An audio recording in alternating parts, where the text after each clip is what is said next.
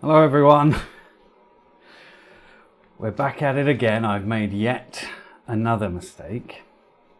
Yesterday I posted a video, hang on, let me turn that fan off, you can probably hear it. Yesterday I posted a video after what I thought was quite a successful stream. In the morning I thought, well, I'm going to progress this a little. Also, hi everyone who's in the chat. We've got some people. Let me just get this out of the way first. So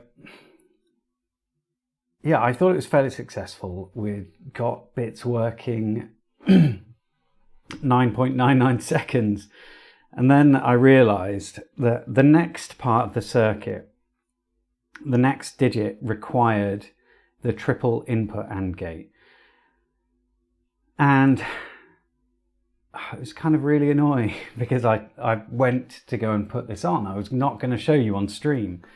I went to put it on and the part doesn't fit. So I can show you what I mean in a second. Let me just say hello to people in chat. Actually, it's probably the right thing to do.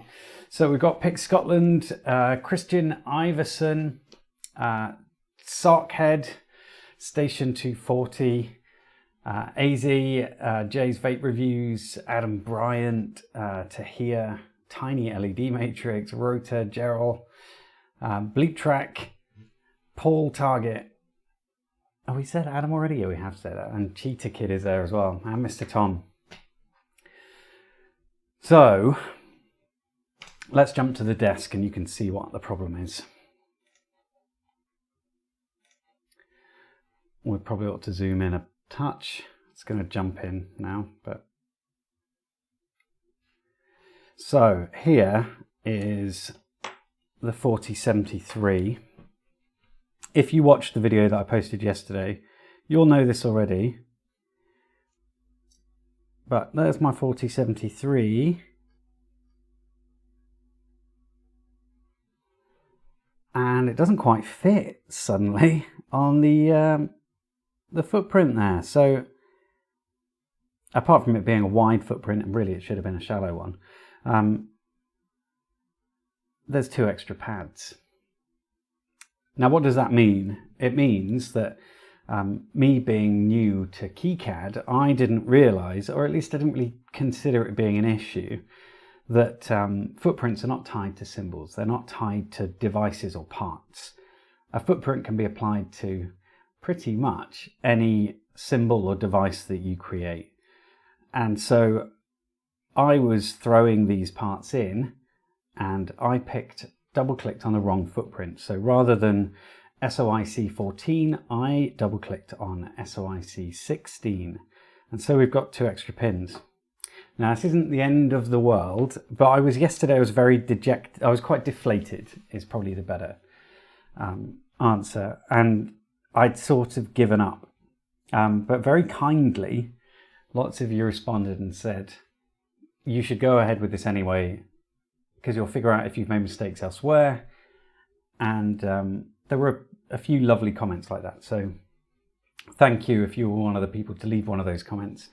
So yeah, I can do it. And I didn't remotely think about trying to bodge around it. I just thought, that's it. I'm binning the whole thing.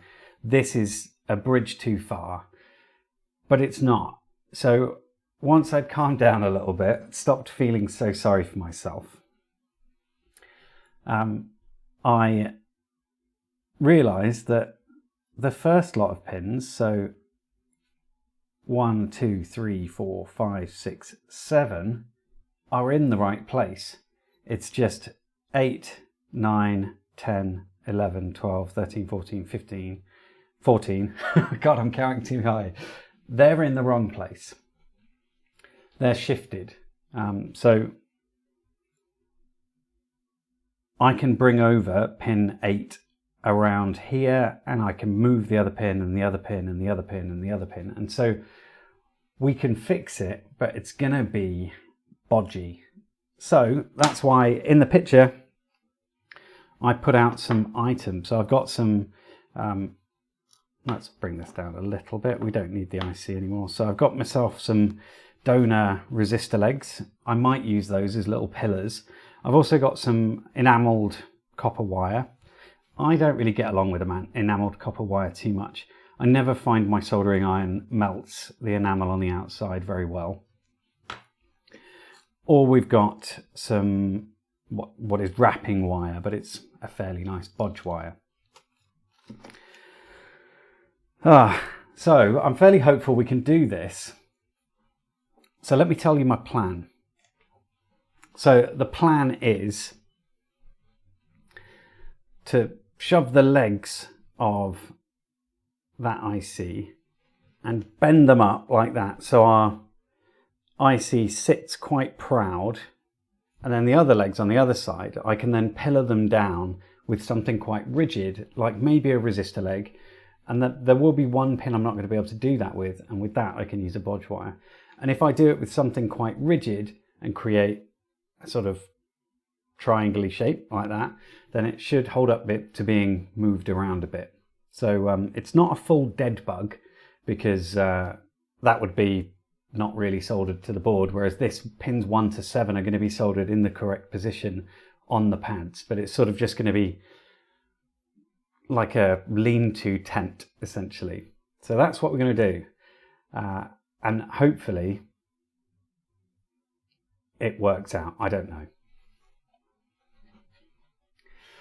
So now that I've chatted for a little bit, let me just jump back to the comments and see who else is here.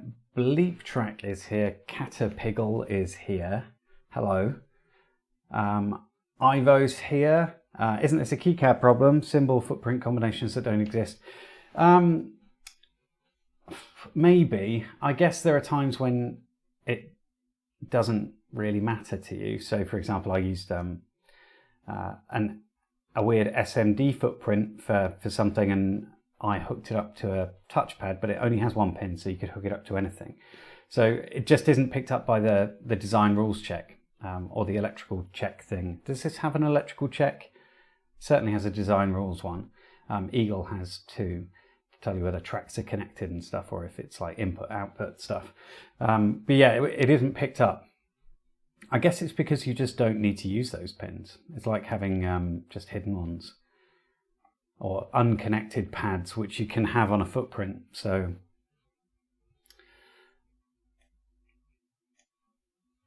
Station 240 says, I've got my own horrific bodge right here. Dip chip. I cut most of the pins off. Assumed it was dead. It's a chip with stilts now. Brilliant. There's a Bryan Adams song. Bryan Adams made a song called Don't Give Up. Ain't no party like a bodge party. Isn't it S Club Party? Oh god, that's skipping ahead.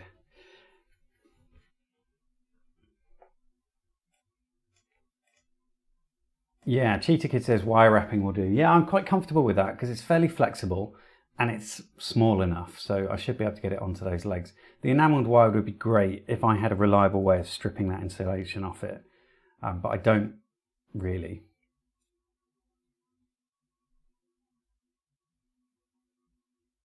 Solder pot works well on enamelled wire.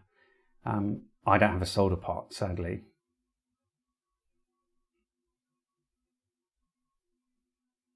You just have to give the iron all the watts. Fix it in no time.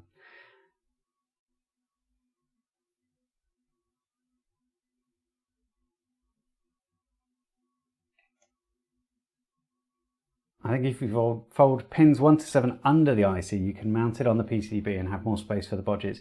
I think bending them up actually will work, and then I can have pillar bits. But again, this isn't something I've done before, and I want it to be something I learn. So if this approach doesn't work, I've got plenty of ICs. We can try again. Yeah, Gerald says I think you use sandpaper. I used to use a file to do it, but it's so time consuming and I've got to do like 7. So I think I'm just going to go with the enamelled wire. Where is the stripper for that? Not the enamelled wire, the other one. I'm not sure. All right, well, I'm just going to bend the legs on this IC and just hope it works out. So I will quickly do that.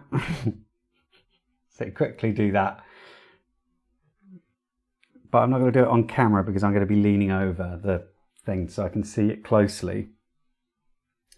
Did I show you the two different things? So here is the desktop. So here's here are my two extra pads just here, the 15 and 16. Don't need those. And here is the actual IC footprint. So I'm now on version 3. I've made quite a few changes. On this version, I've also changed the reset, so it's the smaller one and not the larger one. So there's lots of improvements made here. But so that is the difference between those two, which is kind of frustrating. But most of the routing has ended up being the same, I think. Yeah, pretty much. I also changed some of my reset lines as well. Right, bear with me.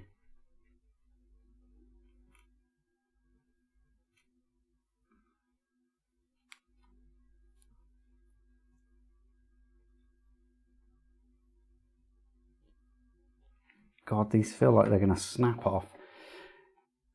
Okay, I've bent some of them. Oh, I wanted to be on the desktop. Hang on. There we go. I've bent some of them, so maybe this will work. But we're actually going to put this 4026 in first. Let's come in a bit closer so you can see what that's going to look like. I'm not looking at chat just now. Sorry, I was concentrating.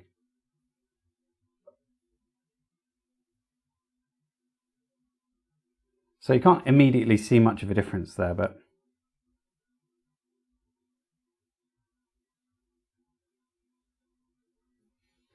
so it's going to sit up roughly like that. Whoops. Roughly like, let me hold it down, please. I can't, but it's going to sit up like that on the board, and it should give me plenty of space over this side to pillar things across and around. It is pretty high off the board, but whatever. That's what we're going to try. If it works, if it works, it works. If not, then we'll try again, I guess.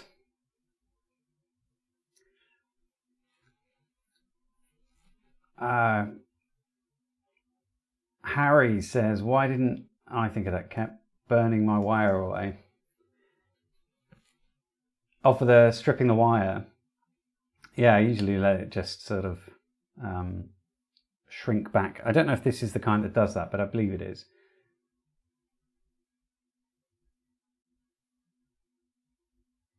Andy Mouse says, you having a go? Yeah, I'm going to have a go. I might cry at some point, and I've got a beer in the fridge just in case it starts getting a bit too much.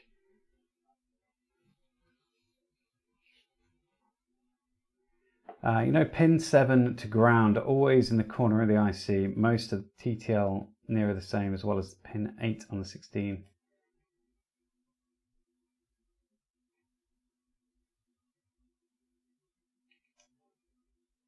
So 7, yeah. Matteo says 7 of the pins are okay. Yeah, so 7 are okay. The board layout is, I flipped it, so what we saw there was actually the way I'm looking at it now. So yeah, half dead bugging it. Okay, so let's just get it soldered on, and then we'll see how it looks. I haven't even turned the soldering iron on. So today, actually we're not going to do that. We're going to do a 4026 because I want to get this bit out of the way. So when we come back to solder, it's not going to be a problem.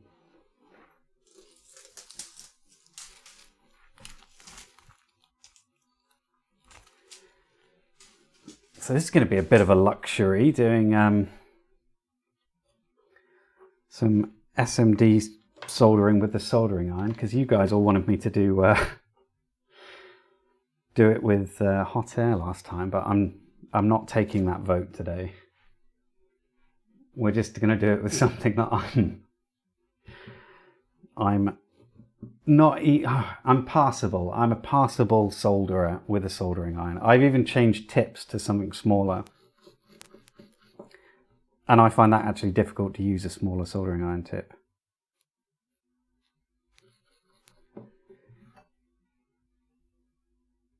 So let's choose that pad there. A little bit of solder on there. Which way around does this go?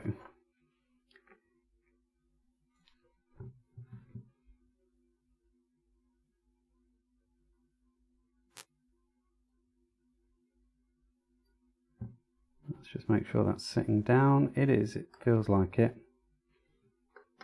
There we go. Oops. Passable at soldering. Throws the thing across. In fact, we're going to use a little flux here, because I've been touching all over that board. Not that it's particularly going to clean it off, but it can be helpful. I'm not doing the bodge wires first. We're doing those second, because I'm afraid I will knock them if I do it.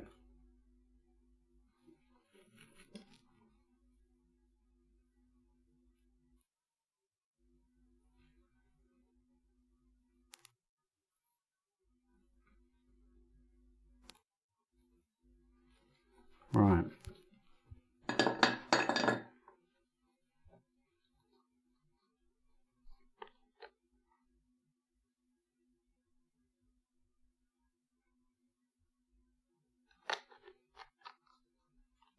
Do you know what I really want? Who's got one? I can't remember who's got one. I saw it in a recent YouTube video, and it's this big circular thing, a big heavy weight, and you connect your board to it, and it sort of holds it down, but up in the air and not on the desk.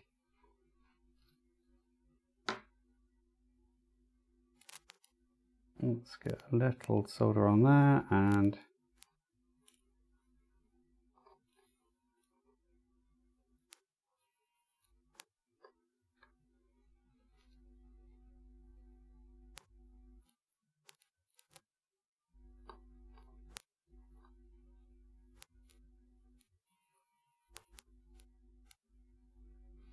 that'll do. No, it won't. Trust one pin not to actually go. There we go. Yeah, that's fine. Stephen Hawkes, you're right. He had a video recently about his CNC controller. So we've done that. Now let's get onto this bodge. Everything else around it can work, I think.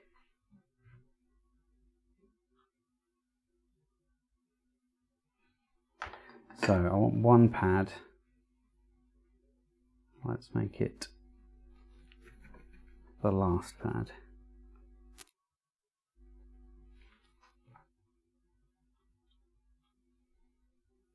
How are we going to do this? I'm going to have to flip the board around, which means moving my keyboard.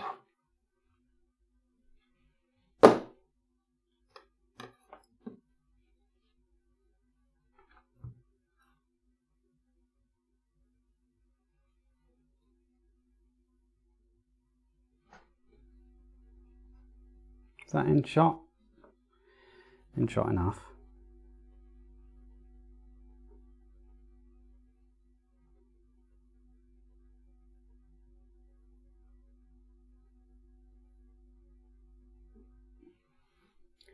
Wow, that is something else.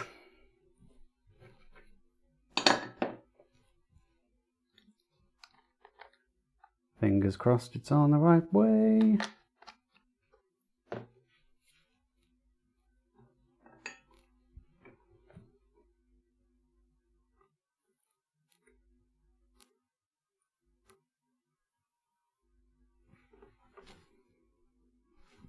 Okay, that's good enough.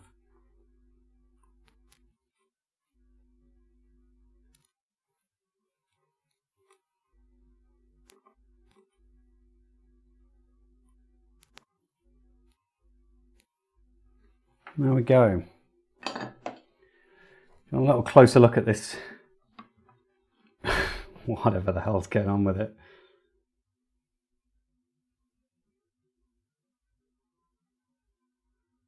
Oh, I don't think I can actually focus there. Hang on.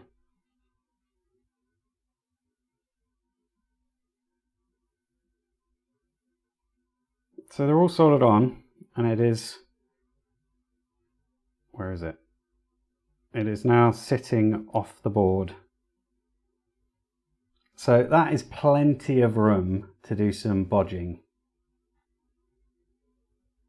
I think. We'll see.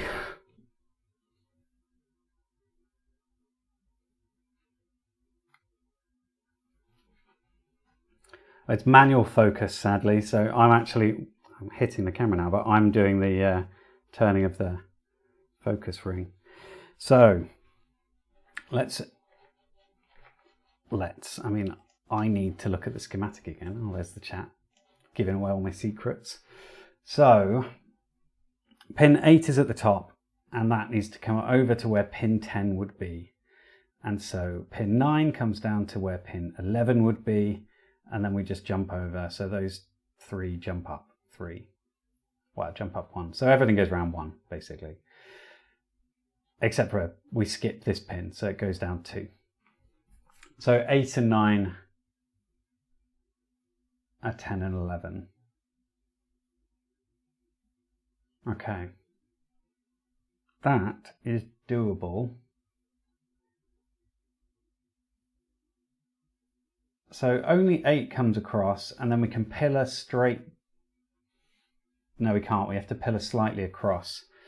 Okay. Now, the choice is we do the pillars first.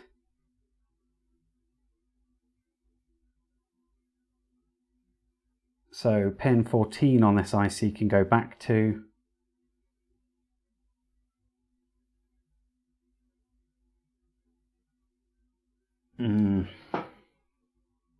yeah, all right, let's do that.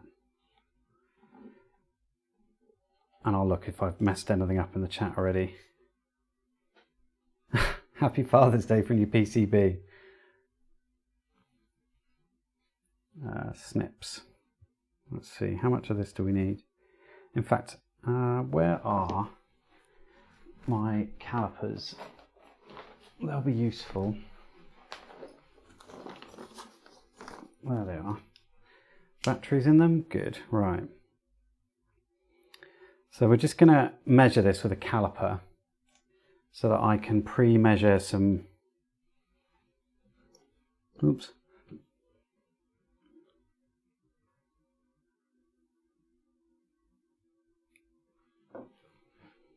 So that's 7 millimeters.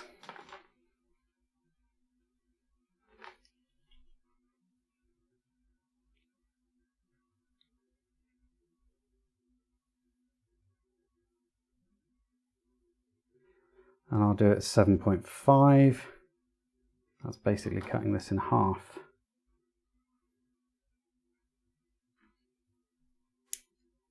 And that should be enough. I'm not really accounting for the angle though. So we'll see. Well, I can see from this screen that on my design, I've shifted the part all the way down to the bottom. So I know that pin 14 is pin 16. So I need to go back 2 to put that onto the 3rd pin in. So I know that that is the correct place for this bodge. So we'll start from there and work our way back. And then I know that the next one along should be one after that, and after that, and after that, and so on until the end. So if we start from there, and then we should be left with 1 pin left over, which is our pin 8 to go on the end one. I mean, I hope.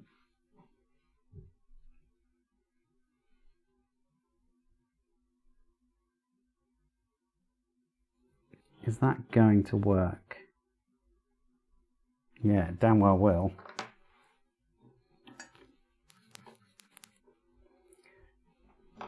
Hi Dave, Dave Darko's here to give me some advice. Yeah, I imagine so, but I decided on this approach. So if you don't try it, you never know. And if you always just take other people's word for it, then you're not learning, you're just listening.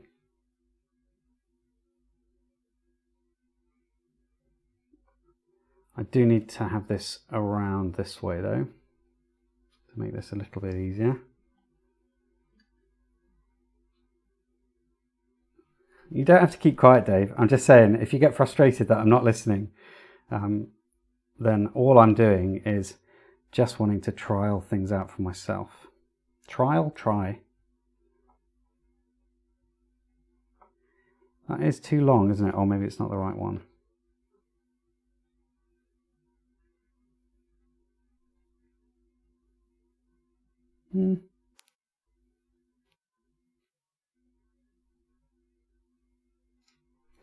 It is too long, but we'll cut it down. Am I bridging? I'm not bridging anything.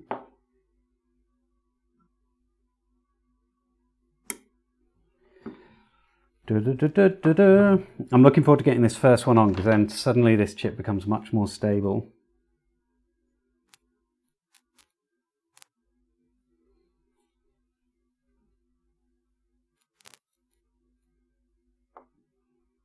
What if...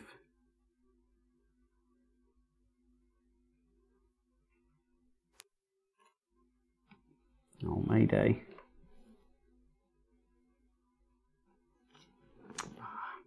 This is very difficult to do right underneath this camera. There we go.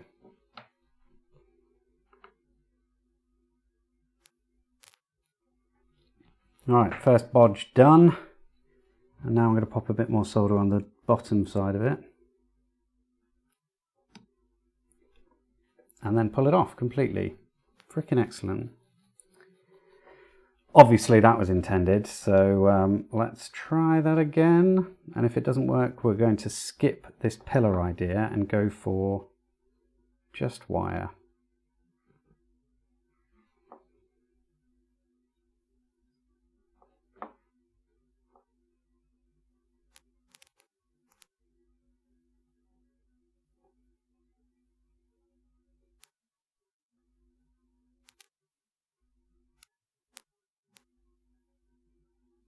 Well, let's have a little look.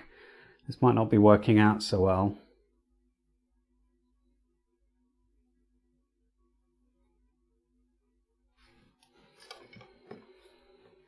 No, I don't know if it is.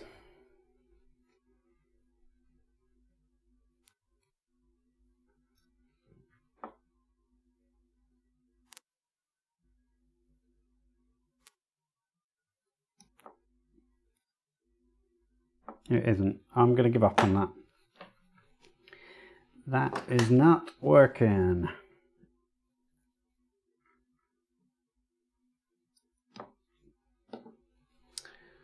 Okay.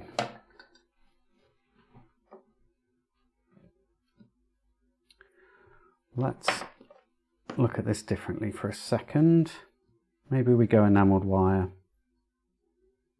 Or we do a perfect pillar where it literally is just point to point. I would like at least one pillar in here.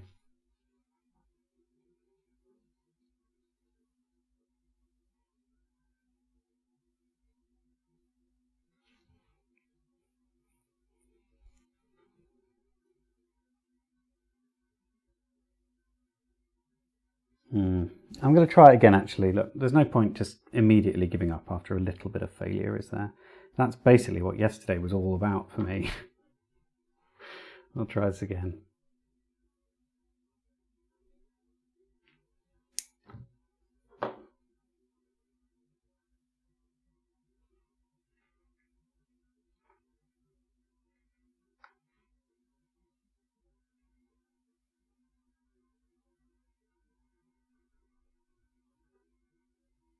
Yeah, we're going to try that again.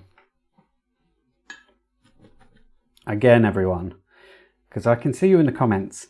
If it doesn't work after a little while, I'll give up and ask for some much needed assistance. But for now, I'm going to rely on my friend Flux and just give it another go.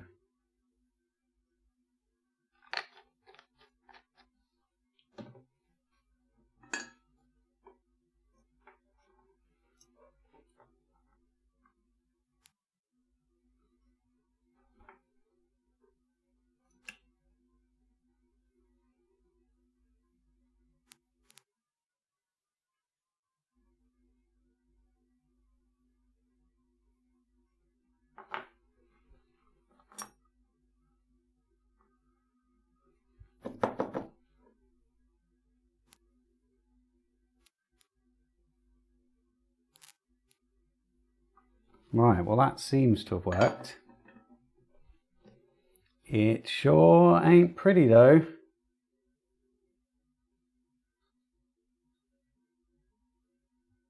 But that's there, that's our nice stable connection.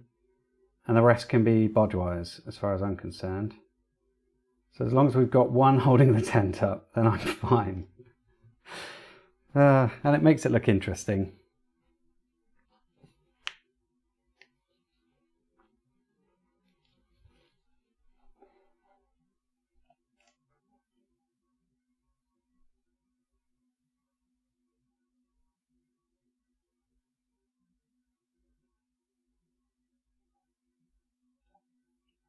Right. So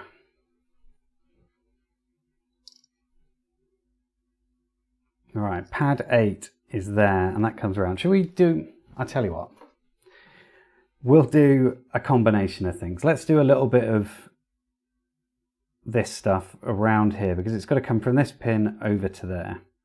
So we can do that. That won't take a lot.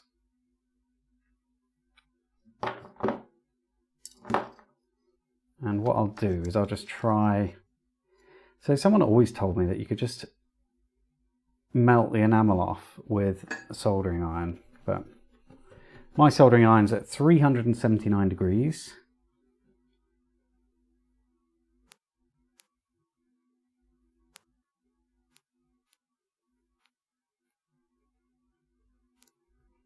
I do have a tiny tip on here though.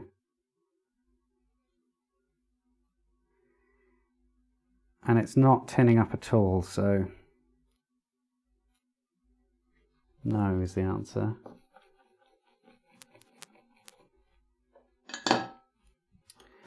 I'll just use my fancy snips to rough it up some.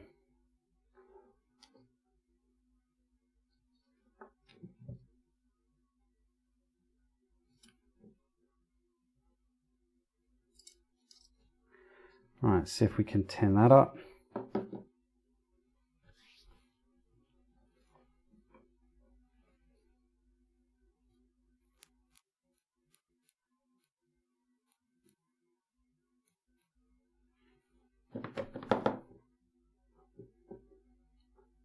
Well, a tiny bit, but not enough. I'm not going to do that. I haven't got the stuff I need really to do that.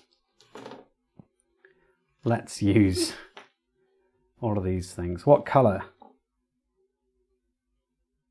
What colour? I've got yellow here. I could use black to make it less obvious. Maybe that's a good idea. Also makes it less clear where they're going.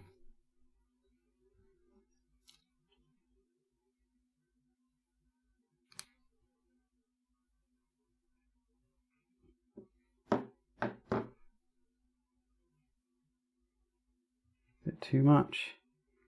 Didn't really need to strip it that much. It's only a tiny bit I need to strip, just so the solder can take, and then it will start coming back on itself.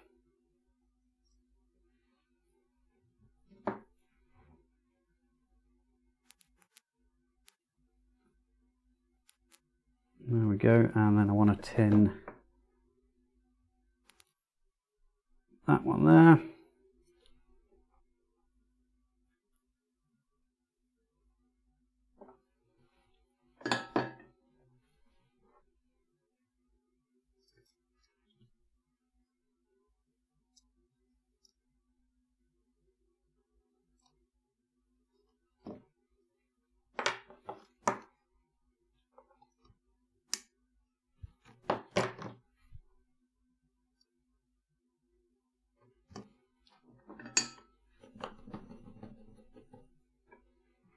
And then we can just melt this side.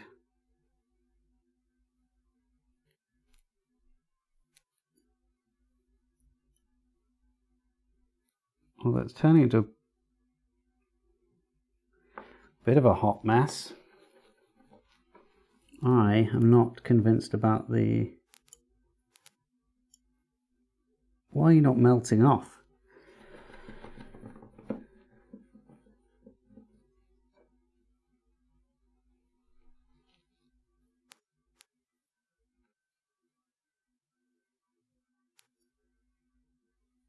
Well, that's garbage.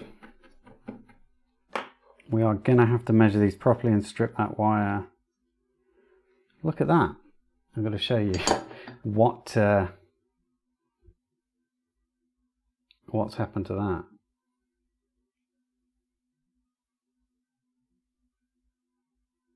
So it didn't shrink back, it just melted. So not ideal. But it doesn't mean we can't measure wires out. Like, it's not rocket science and all that. We can just strip a tiny bit off and then cut another one.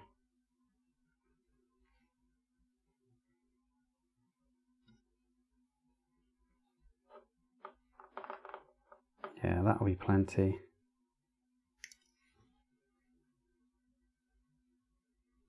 We'll need pliers though.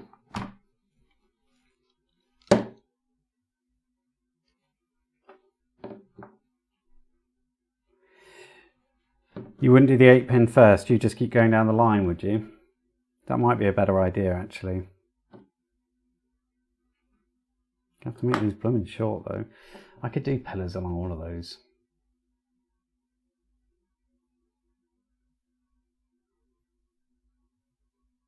You know what? I'm going to do the 8th pin first.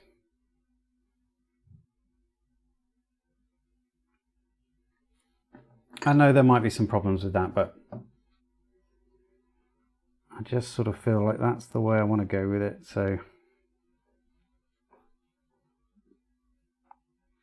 if it doesn't work out, then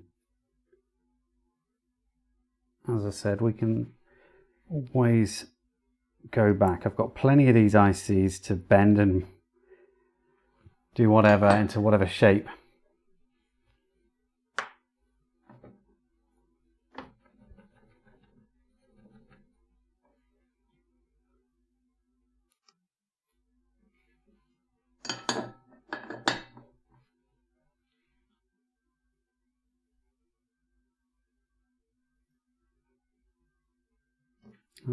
Where is the other pair of tweezers? There they are. I don't want to stress that joint too much, so we'll just get another pair of tweezers in there.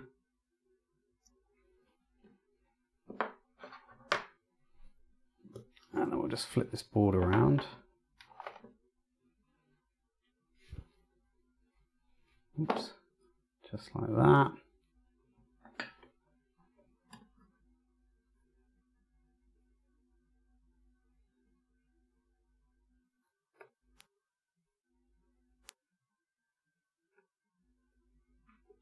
There we go. That is bodge wire 1 done. Now the other bodge wires, the other bodges, can all be pillars actually if we want them to be.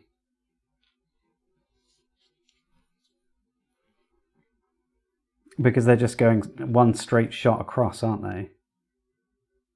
I mean, I should really count to make sure that is the case. So we've got 1, 2, 3, 4, 5. We've got 1, 2, 3, 4, 5 pads. Yeah, we could do that.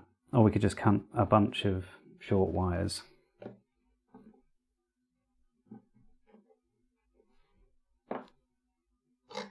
Problem with resistor legs is they heat up really, really quickly. And so you could be soldering one end and then the other end's going to melt as well.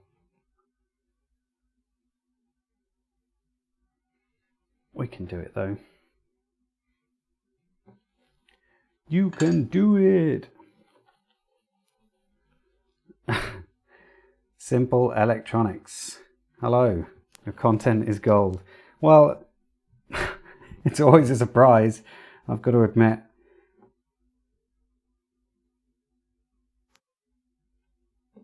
Let's do all of these pads while we're in here.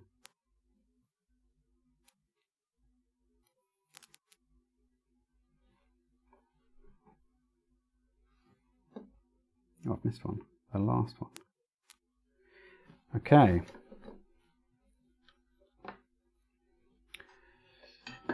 It's like need a lot of spinning this board around in order to make this work.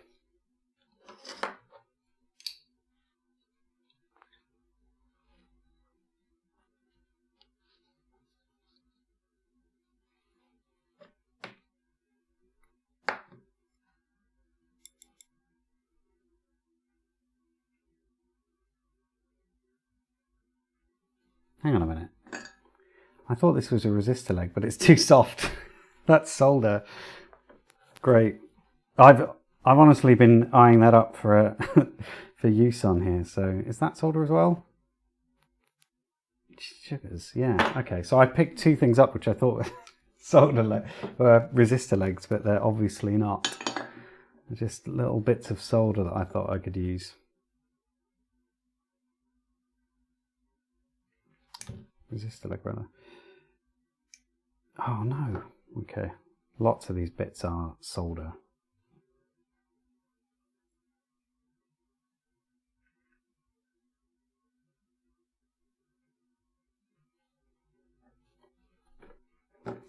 We're just going to try tenting the whole thing.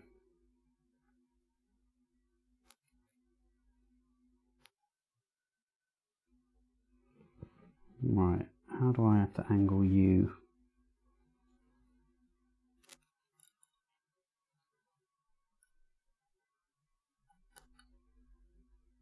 That looks terrible, but will it work? Yes, it will.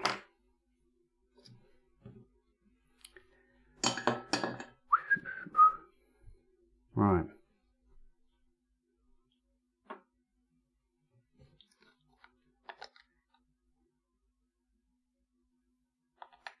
Just a bit more of encouragement. That's what flux is really, liquid encouragement. It's like when I'm going to go and get a beer in about 30 minutes.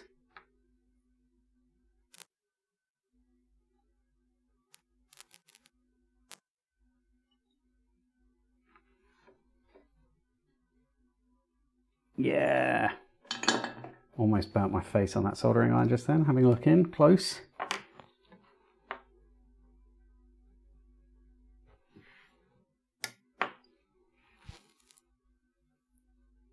You better be connected, even though you look horrendous. Oh well. Who doesn't love a horrible looking bodge, eh? 1, 2, 3, 4. Yeah, okay, there are enough here. I just need a little bit more there. And I'm just going to apply a little bit more to that pad there. Great. Right, I'm just going to look at the chat for a second and have a breather that when it isn't fumes.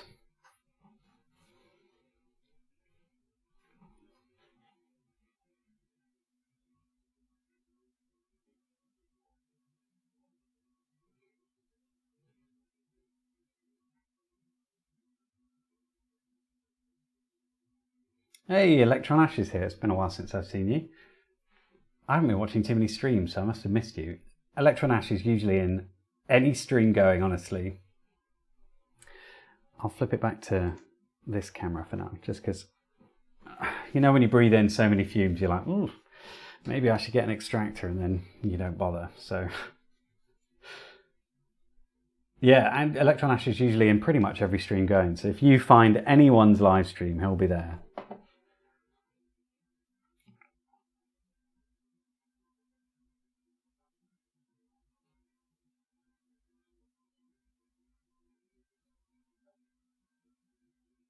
I've missed quite a lot of chat because I was, you know, concentrating.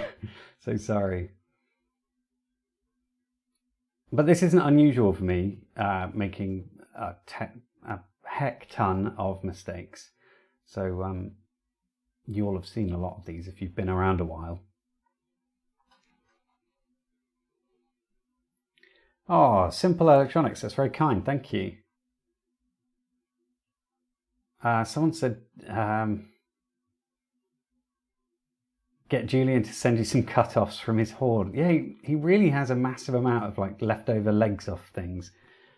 All of mine go in the recycling.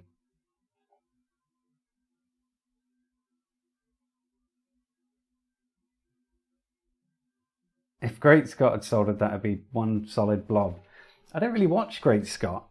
Does he not solder very neatly? Not that I solder neatly. I mean, mine's like, it's a bit ugly, but it'll get there. And I'm fairly convinced that it will be fairly solid as well. If it were just wires, it's sort of only attached on one side. But if it's pillars like this, then it'll be pretty solid.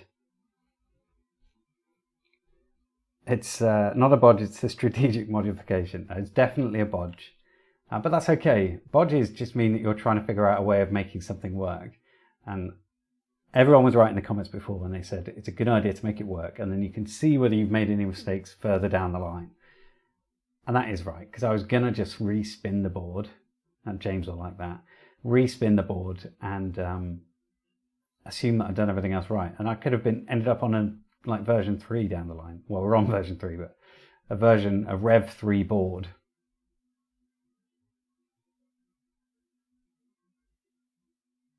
Don't breathe in lead free. I've no idea what I'm using. Hang on. You'll have to believe me when I tell you I don't know what the solder is that I use. It says SN63PB. I think PB's lead, isn't it? 37. So 6337. And I've got some other stuff which is multi-core. So I use MG Chemicals. Let's see if it will focus. Is it focusing on my hand? MG Chemicals, that stuff. Because it's the only one I could find that was really thin, that wasn't going to cost the earth. And this one, which is super old, and I've had it for a very long time. Come on. Right, you're going to get... Just do it. Which is some nice multi-core stuff, and this is 6040, but it's this is beautiful. This is the best solder I've got, but it's too thick. It's 0.7 millimeters, so it's a bit thick for some of the really tiny stuff. Although this one says its diameter is 0.025 inches, and so I don't know what that compares to the millimeters. It might even be roughly the same. Oh, Rotor. Thank you, that's very kind.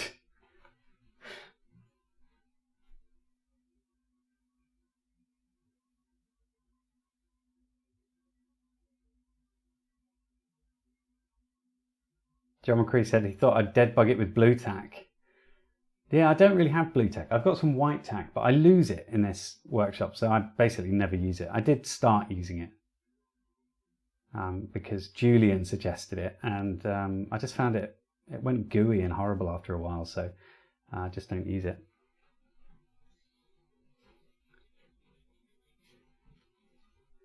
Oh, so it is lead, okay. Plumb bum. I remember I used to use a plumb bomb when fishing to measure the depth. 0.63, so it's basically the same as my 0.7 millimeter. Oh well, so really it's no different. Right, I'm ready to go back to it now. Let's jump back. So we've got 4 more pads to do, and 4 more pins. I'm gonna have to go and find another leg in a second. Right, so I'm gonna sort of heavily rely on flux here a little bit, because I think it's going to make the difference.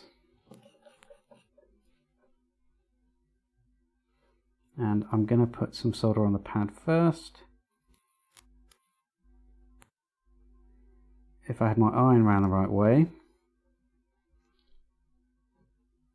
There is a right way for this this tip. It isn't a purely round tip.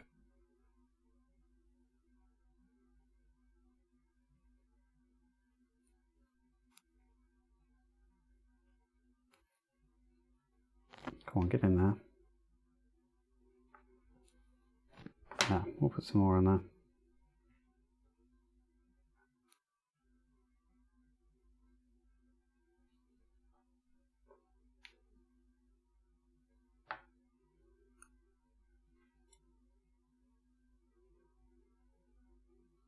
It would help if that leg was straight. Maybe I'll just get a new one. I'm just going to get a new resistor leg. Hang on. Oh, I'm attached. There we go. Ow. Oh! Right, no one's hearing this. Sorry.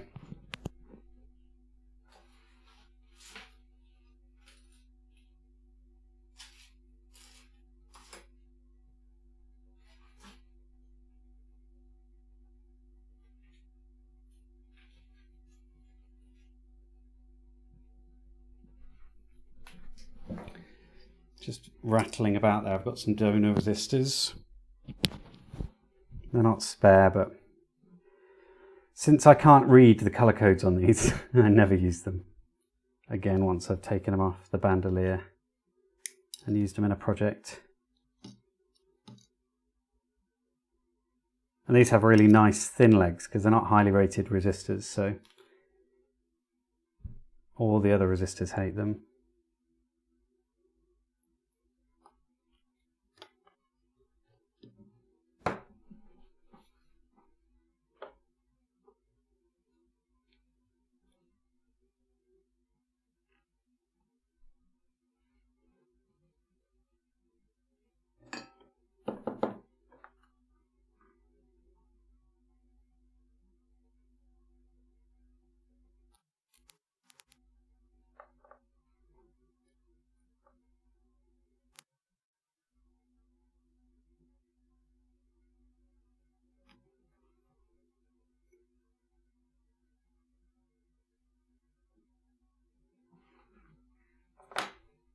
Right, that may work.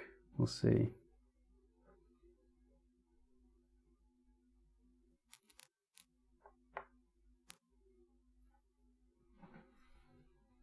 Are you connected? Barely, but it only needs to be barely. This is literally a signal IC, so it's just an AND, triple input AND gate. But now we strengthen the bottom bit, we can actually just pile a bit more solder on the top.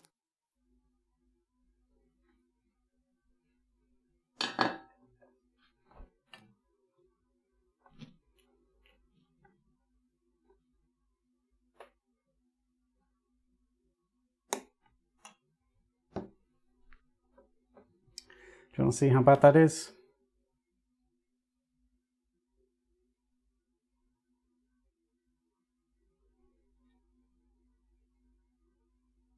I mean, it's connected.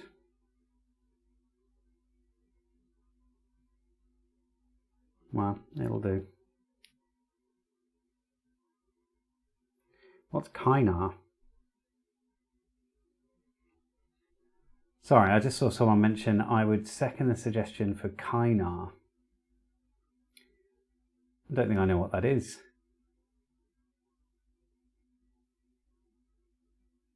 Or was it you, Ash? Who said it first? May the bodge be with you. Hey, Tabletronics, thank you.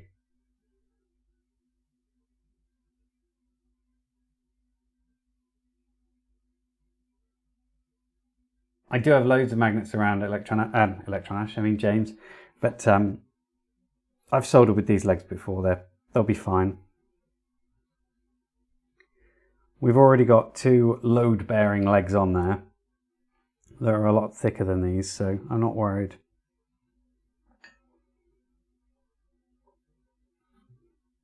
Load-bearing legs. I'm going to miss this bit about Kynar if someone says it.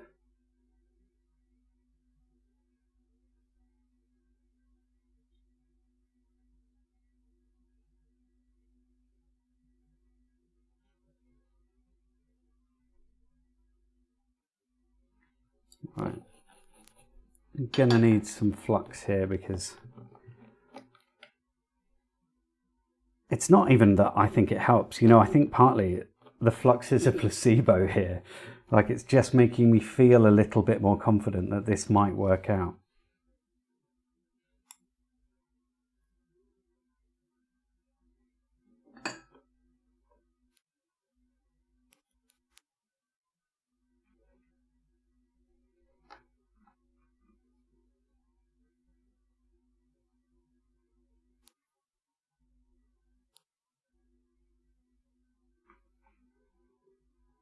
Right, you're soldered on, but you're coming over here. There we go. Are you close enough to even solder? You might be.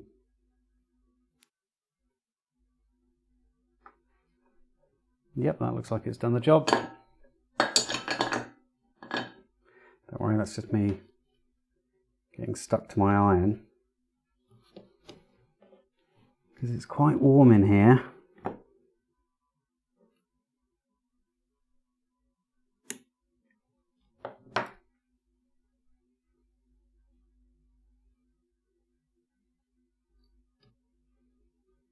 Right, we've got 2 left, and this is squeaky bum time on this, really, because they're very close together.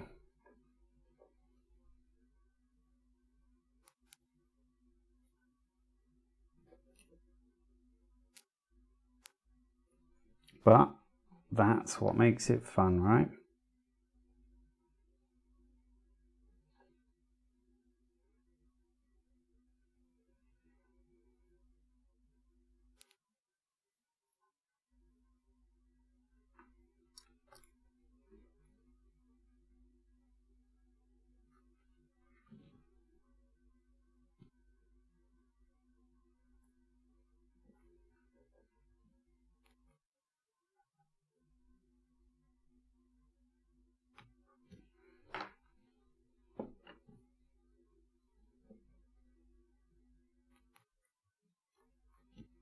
Ooh, hopefully that's connected. I'll just do a little snip and see. Yep, it looks like it.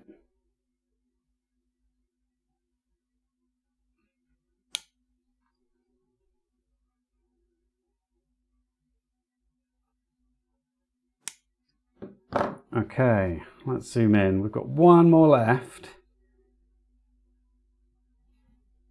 They are all connected. Oh, that 3rd one. We'll give that a little bit more, I think. Because it is barely connected. Oh, are you in focus anymore or not? Yeah, you are. Okay.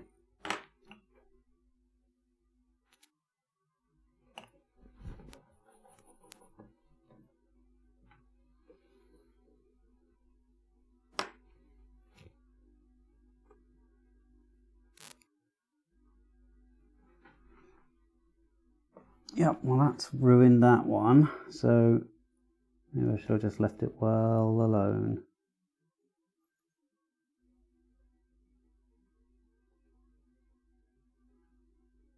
We have to check for a short there. We'll do it after we've done the last one though.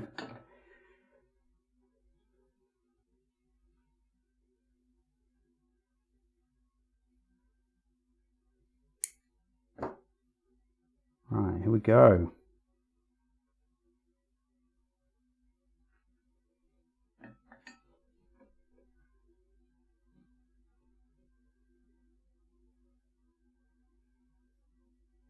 Come on, don't do this. Thread the needle.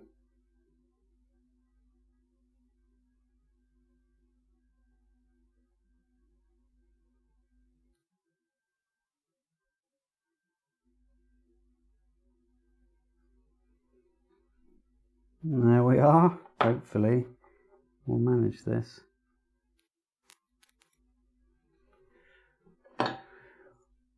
Oh, right, let's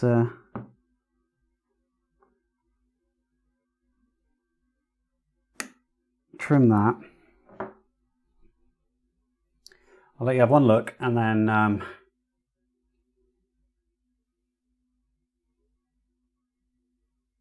then we'll check for shorts. But actually I don't see any. Oh, there's just down here.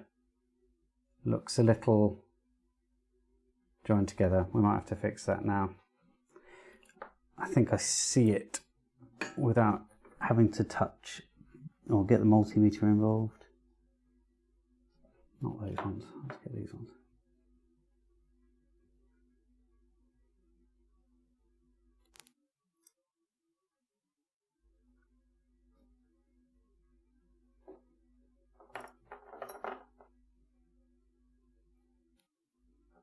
There we go. That's most definitely fixed it, he says. Right.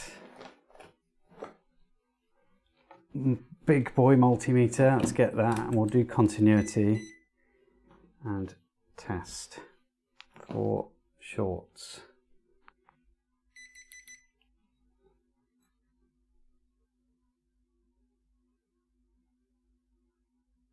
No short, but it's definitely connected, that's okay. So is there a short here? Nope.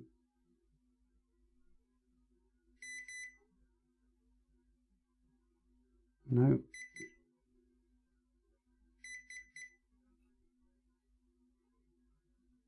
No shorts. Yes! Okay. Right, what else do we need to put in here? Oh yeah, I know I can't lay the board flat anymore, but that's it. Well, I can, because that's why I put those, I put heavy struts in there so that it won't collapse. Like I can tap that pretty happily. That's why I wanted to have some big tented bits in there, but it does look weird, doesn't it? Look at that. That is kind of ridiculous, but it's solved.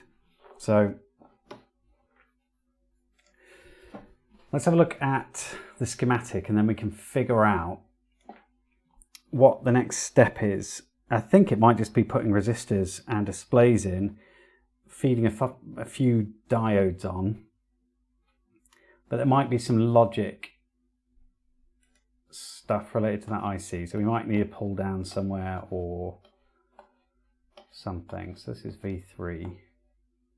So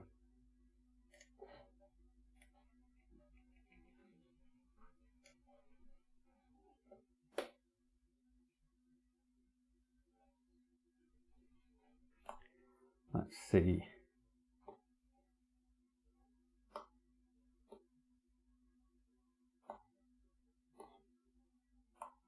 Oh, of course, it only comes out in logic gates, doesn't it? So there are no pull downs there, but there probably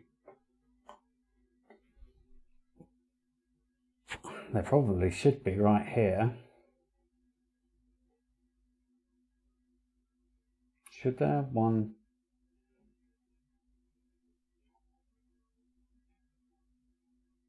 Yeah. Oh, flip. Unless that's a low. We may not need the pull down, but we might have to bodge something in, unless I haven't deleted it in the previous schematic. Let's have a look. This is a new schematic, I might have just deleted it.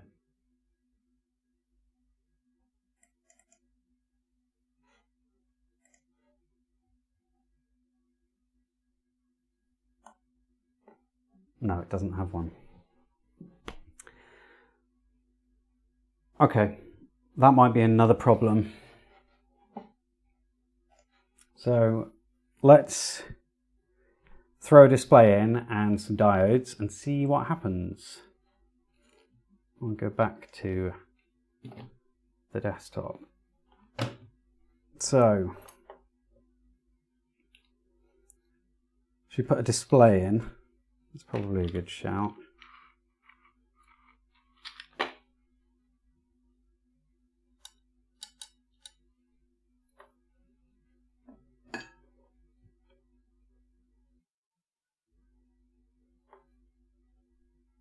Sorry, I've not looked at chat for a little bit.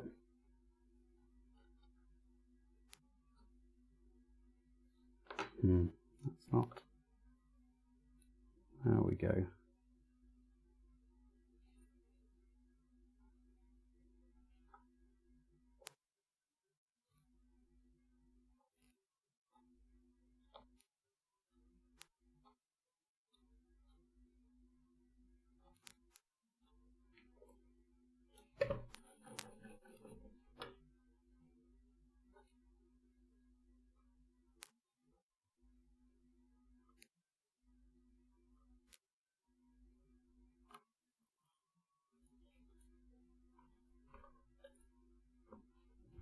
Okay, display is in.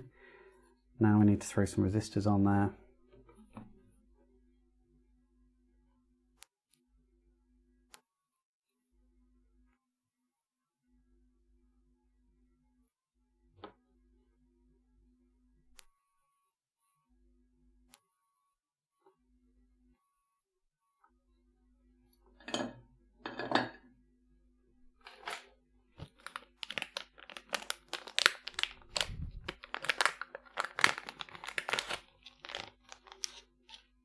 We'll just get a bunch out, I think.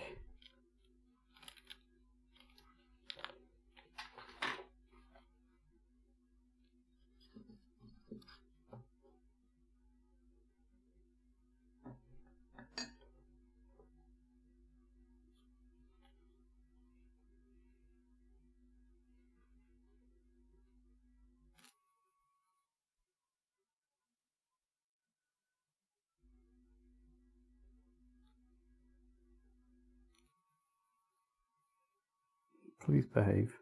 Just stay there. I'm just going to start again with a steady hand.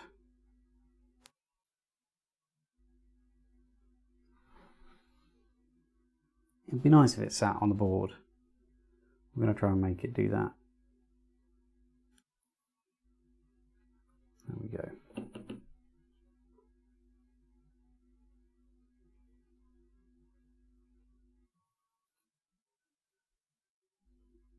It's hard to keep them perfectly flat when you're picking them up like that with pretty rubbish tweezers.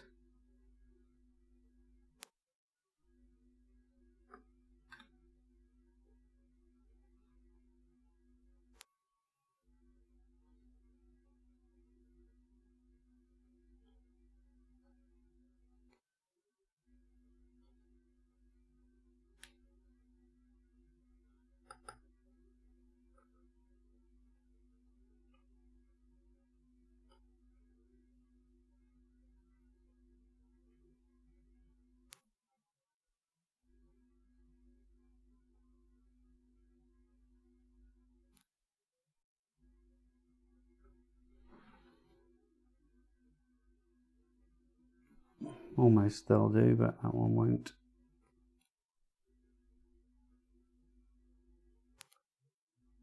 There we go.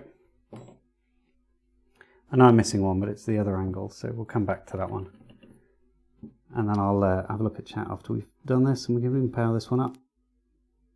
After we get that diode in there. That's totally wonky, never mind.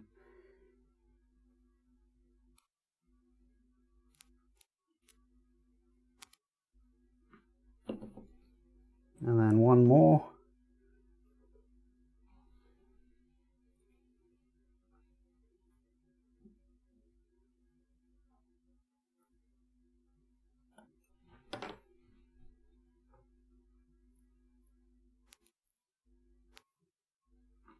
There we go. Always end up with a lot more solder when you're doing it by hand, but honestly, it feels a lot less stressful than using the hot air.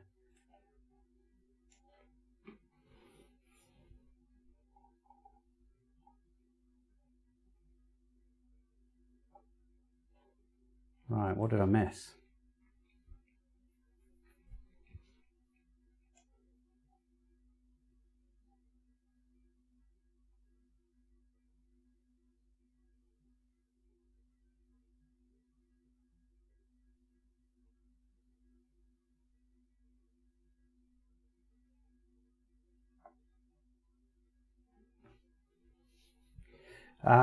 James says, what's the scale? Yeah, these are 0603 parts, so they're kind of tiny. The Tinker Dad is here. Hey, we're working on a clock, essentially. So it is a millis clock, although people will argue with me about that. But it tells the time using a 1000 Hertz clock reference. And that then gets divided down to 100 Hertz, and then 10 Hertz, and then 1 Hertz, and so on all the way down the line. So we want a diode next. We'll leave those other resistors there, we know what they are. And I'm bodging it because I made mistakes.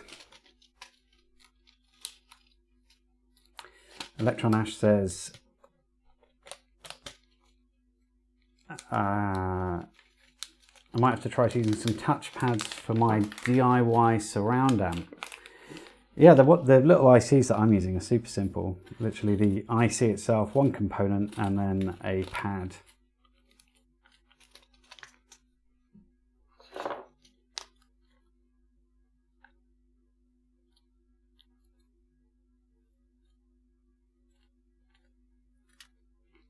So these are little Melf, are they Melf diodes? I've never used them before, but I think they're super cool looking. And I wonder which way round they go. I assume the black bar is just exactly the same as on any diode, right? That is the path of current. So, yeah, maybe. I don't know. We'll soon find out. Luckily, they're massive, so I can put them on. Oh, this is sticky again. So clean them off. So I can put them on and then move it around if I've got it the wrong way around. But I'm assuming it's cathode.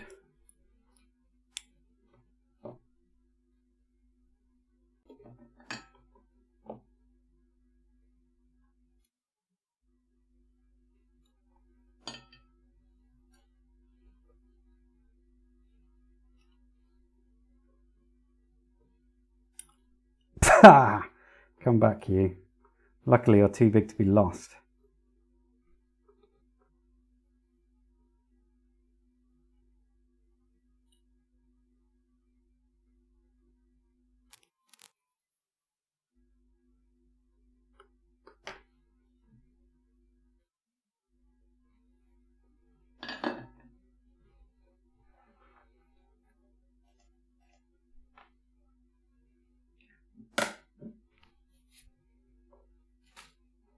Mostly eventually land on the floor. That's good. I like that.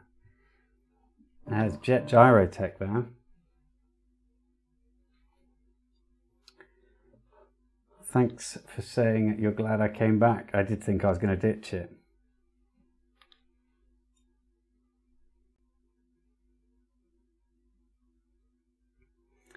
I think we might be able to power this up now and see if the seconds ticks over. I don't think I'm missing anything. Except for the, see, you can see resistors here, 68, 67, you can't see 68, sorry. 68, 67.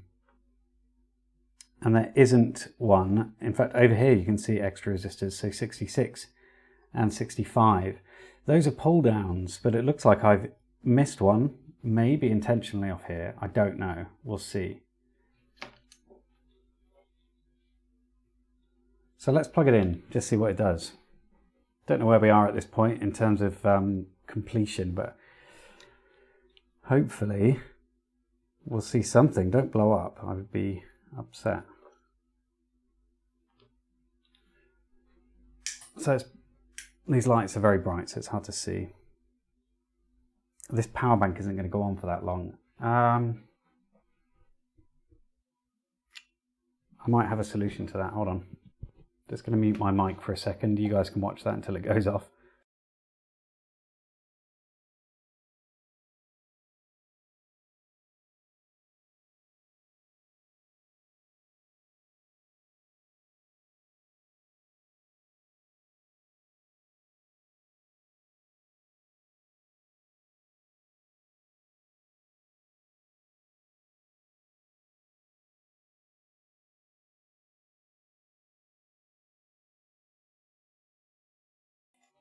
Yeah, I found a solution. I say I found a solution. I just ripped my USB extension off all my nerd bits and brought it over here.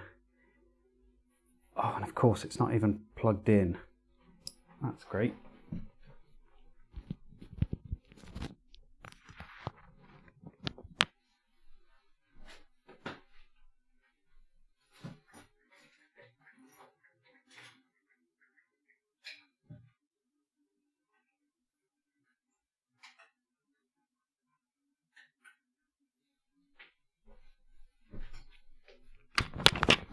Sorry about that.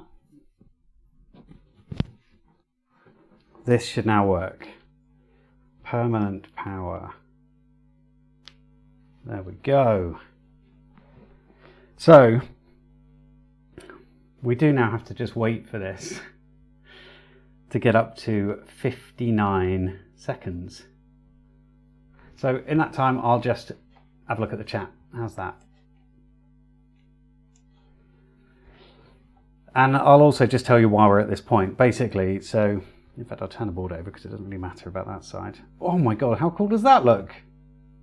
I've literally not looked at the back of the board before. I'm seriously tempted to make something using these as the display so you don't even see the numbers. Look at that. Oh my word, it looks so cool.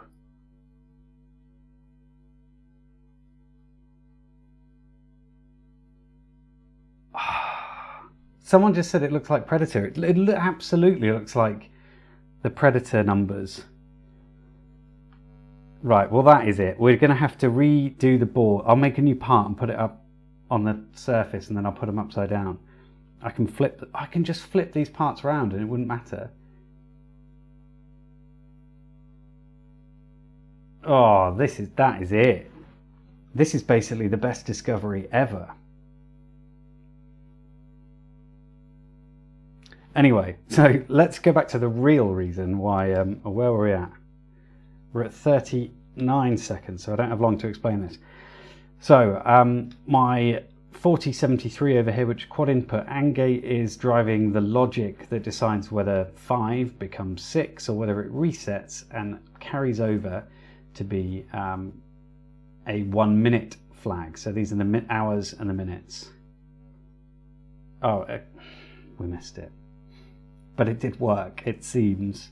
So it looks like the triple input AND gate, it's not it's literal logic, so it will pull that gate down, the reset line on my IC. So I don't need to give it a resistor, it seems. But we are now going to have to wait. And in fact, should I get a beer, or are we just going to finish this off and then I drink the beer? We'll wait for this and then I'll go get a beer.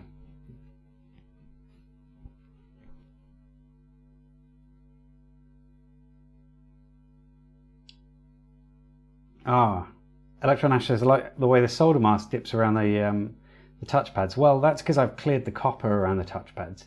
The we're coming up on 59. Come on. There it is. Okay, so now we need to put another one in here to see if it triggers the next one. Yeah, so you have to have a clearance around that from the ground layer, if you've got a ground layer. So that's why there's a dip there, but it does make for a nice look. And of course, I can still use those touch buttons for start, stop, display on off, and reset. But we can just turn the display off and stop it, and everything works regardless. So all we're doing is pinging on these, basically the functions of those IC. John's asked, how does the touch work? Let's get some lights on for a second because we're going to be doing some soldering in a minute.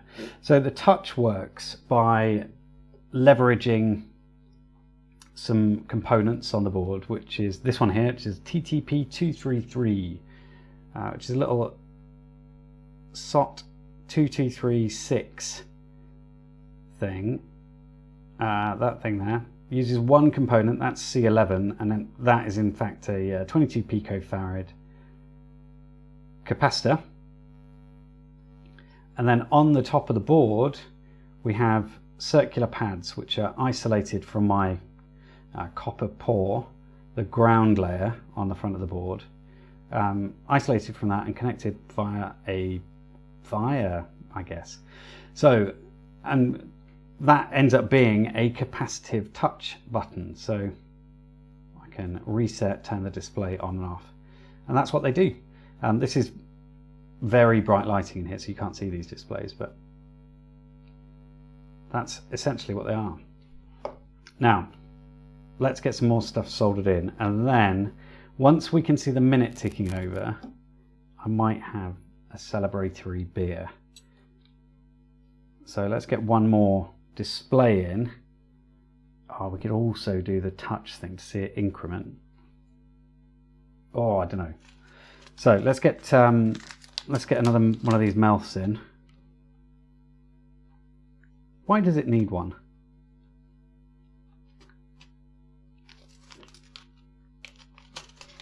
It doesn't need a thing, I'm fairly sure. 1, 2, 3, 4. Yeah, again, this one doesn't need one. I don't think. I'm not going to put it in. I'm going to bridge it. I think this is, again, one of those times where I've copied something that I didn't need to copy. So I basically made every one of these things modular. So they had exactly the same circuit, the exact 4026, all the exact resistors, and then copied it in my schematic because it makes it so much easier than having to add them in manually. And you can also duplicate the layout, and so I did that too. But obviously I didn't really rethink what I was doing. I must have been just in a hurry and enjoying using KiCad, or not enjoying it, I don't know. So we're bridging that one because there's no reason it would need that diode. Essentially it isolates it from a global reset, and the global reset is there so that when I press the reset button on the front, the global reset will go through the diode, and then any other reset, which would be from the 4073, the quad input AND gate, which is saying, well, you don't need to be a, oh, heaven's sake, come on, you don't want to be more than a 5. I can't pick it up. So you need to be reset, and I'm going to ping the next IC. Well, it isolates the global reset from that reset path. But there's no global reset problem here because this one is only triggered by this one. This one can go up to a 9 and carry over, so it doesn't need that. It also doesn't need that pull down resistor that's meant to be there, R66, because we've bridged that that diode now, so we don't need it. Where's the chat?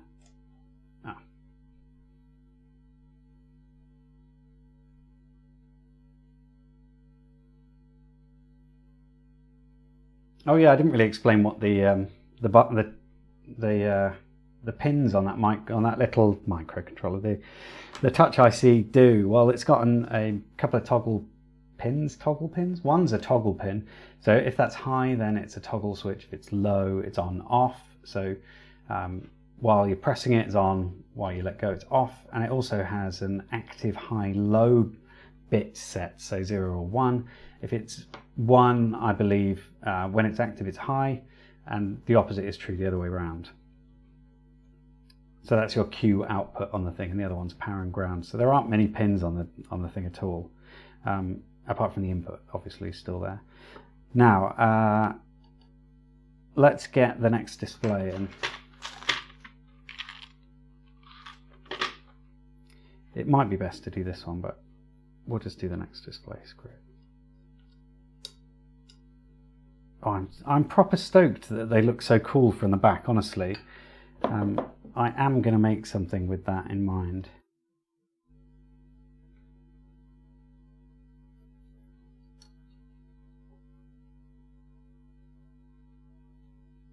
Don't mess about. Display.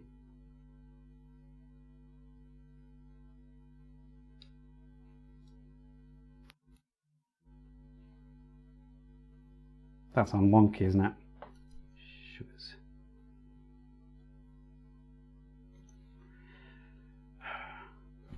That's hot. Well, this one's going to be slightly wonky. How wonky is it? Not wonky enough to tell.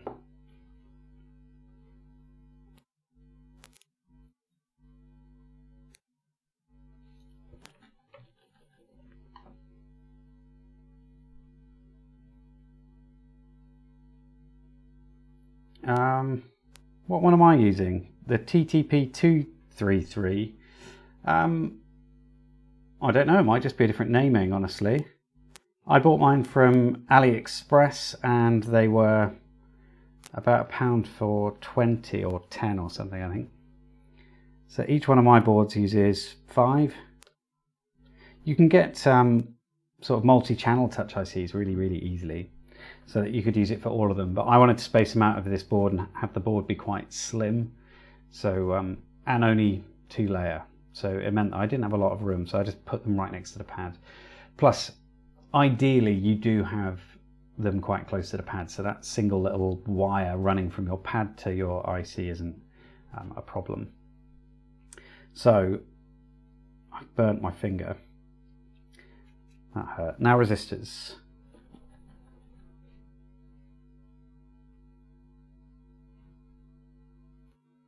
Maybe I've spelt it wrong, hang on.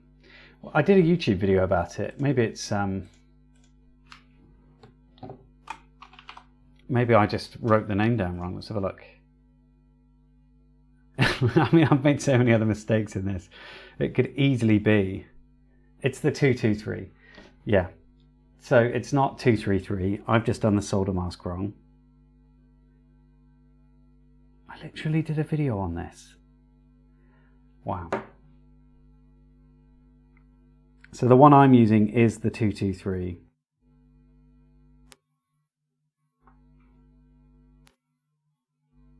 And I probably just Googled it ahead of time and said, all right, what is the code for that? So I can copy and paste it in.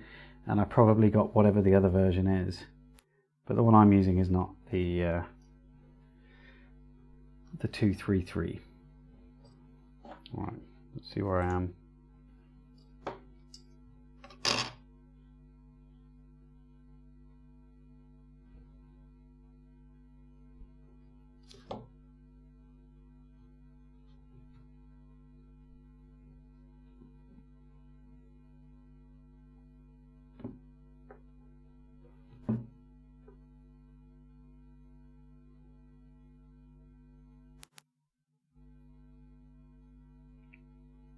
Sitting a bit proud there.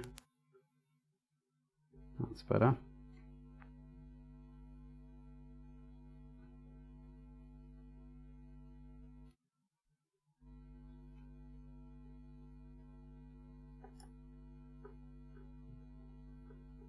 I'd really love a little magic tool that just turned the resistors over the right way.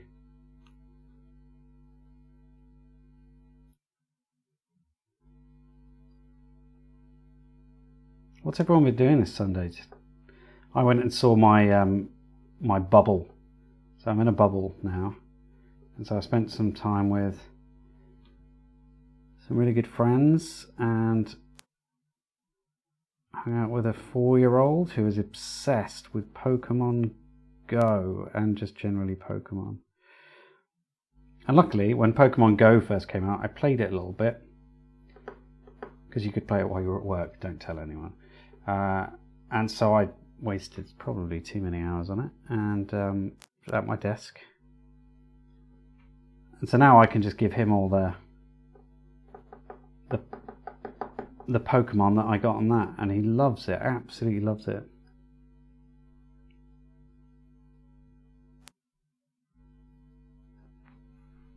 There we go, I'm missing one, aren't I? Yep. So once we've got this last display in, which is the minute carryover, I'm going to go and grab that beer because we'll have to sit and watch it for a little bit.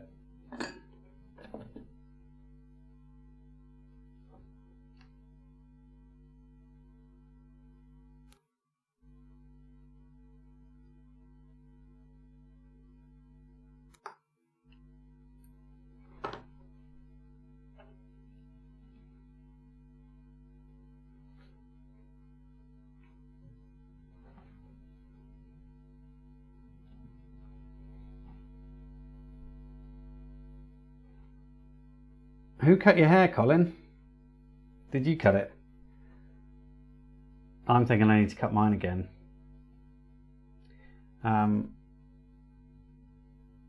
Simple Electronics has got to go and play some Dungeons and Dragons. Catch you later. Thanks a lot for coming along, mate. And Antonin, hey. Adam Bryan's been working on packaging for my first kit and I'm about to put it up for sale. That is really exciting. Have you got a link for that, Adam? I can mod you so you can see it. So you can post it, rather. James, what team did you pick for Pokemon? Oh, I have no idea. This is so long ago when I did it. I would imagine blue. Are they colours? I seem to remember there being a red and a blue team, but I would never have picked red.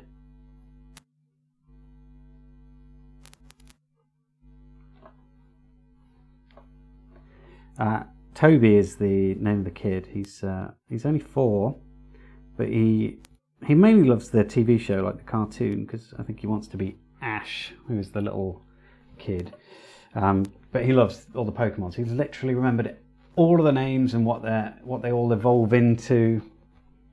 Like, it's crazy.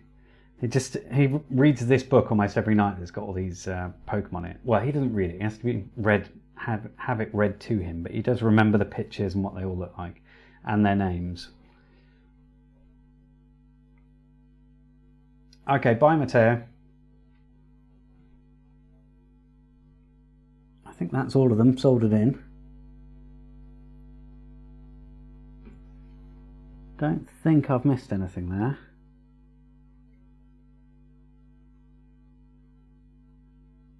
No, I haven't. Right. Let's plug it in, and then while it's counting up, I can go and get a drink.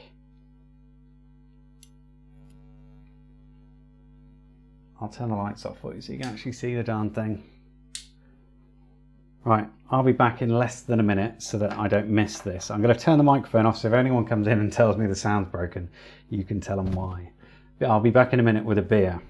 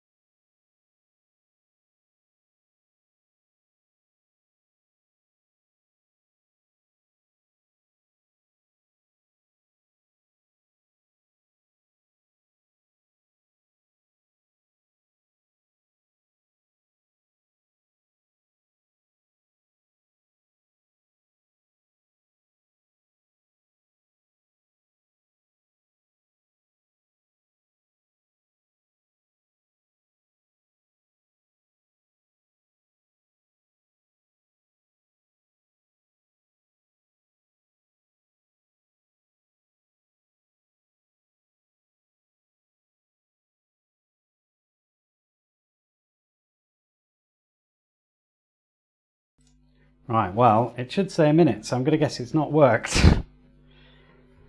So, that doesn't mean necessarily there's anything wrong with the circuit yet, but it definitely means that there is something I've not done.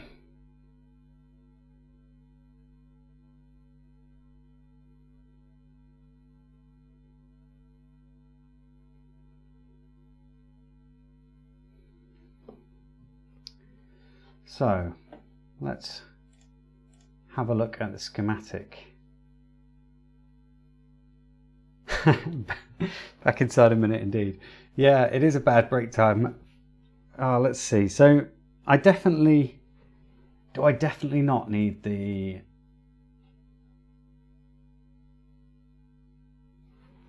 is there a mains hum? I could probably put something on there. Hang on a second.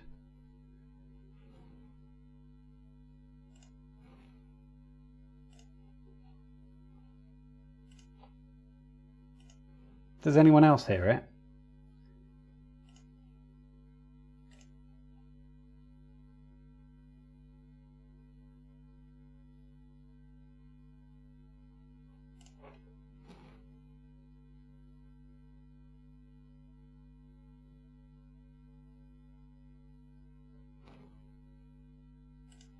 Oh, was it the soldering iron? Okay.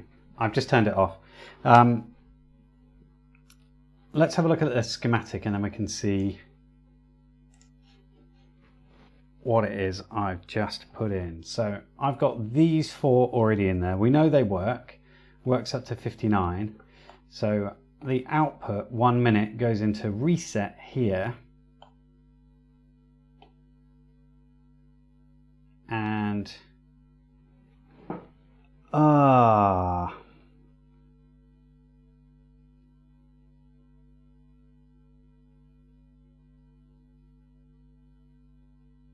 ain't right.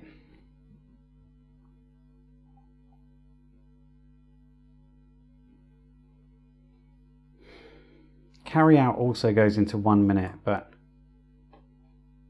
oh, the clock, yeah, I think carry out is messing it up. Carry out doesn't do anything in this regard because it goes to 5. So again, I've just copied that over, I think, from another one. So carry out should not be connected. In fact, I'm going to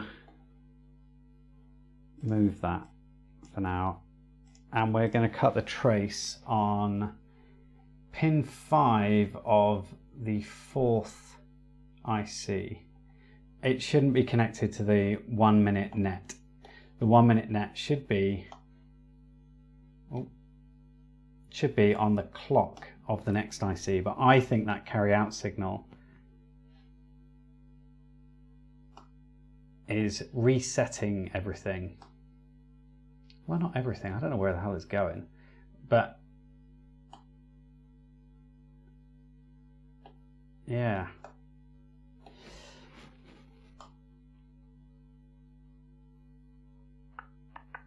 It might be that there's not enough time with the 4073s for the reset for it actually to clock this, but it works on the breadboard, so I don't see why not. But I don't know if am I using the carry out? I don't think I am. Well, we're going to cut it anyway. We can always reconnect it. Let's find out where it is. So, oh no, I need to still be here and I just want to look at the layout. So V2.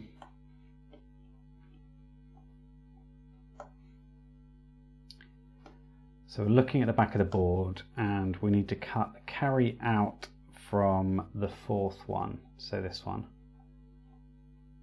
It zooms in a bit quick. So I think I might, it's not connected.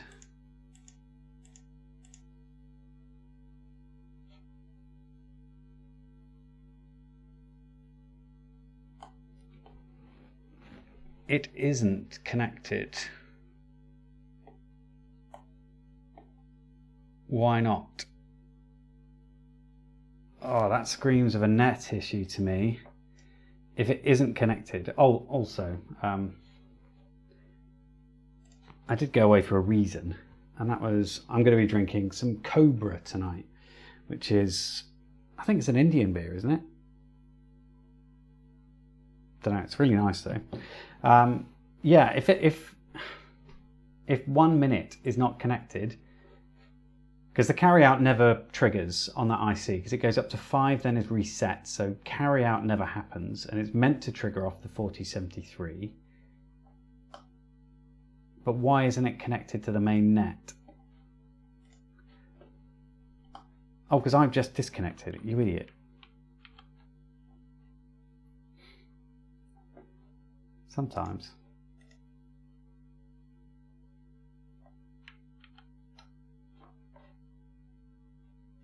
Oh no, but I didn't update the PCB, so...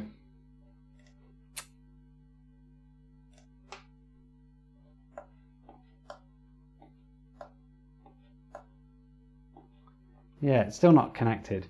I didn't update the PCB based on the schematic after I edited that, so it shouldn't have done anything. One is labelled 1M, one is a capital, for heaven's sake.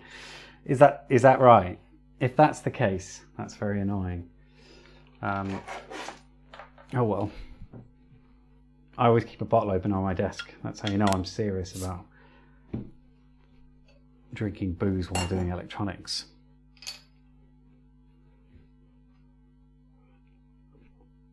Oh, you know that it doesn't get rid of all my problems, but it certainly does put them into perspective. All of my failures at electronics aren't quite as nice as having a cold beer. Okay, so it might mean the input on the next IC is a lowercase m. So let's have a little look and see. So back to the desktop. Back to the schematic view. We're on V3. So zoom out. I should really have labelled these. So that's the end of the seconds, and this one is the minutes. So my clock is 1M. That is right.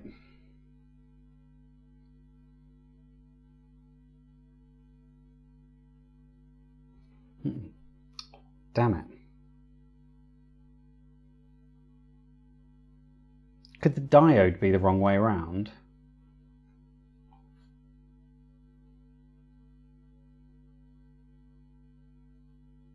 Yeah.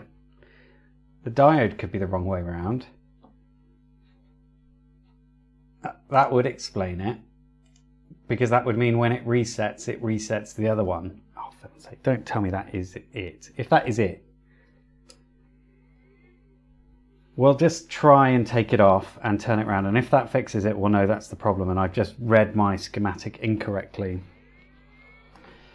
I don't know if this is going to create a hum, but it's certainly loud.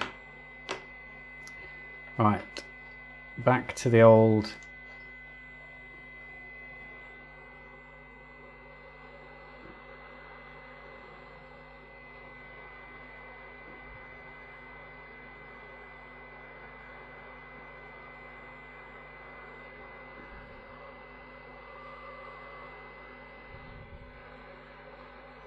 Jeez, it's getting very warm and my mat is not going to appreciate this.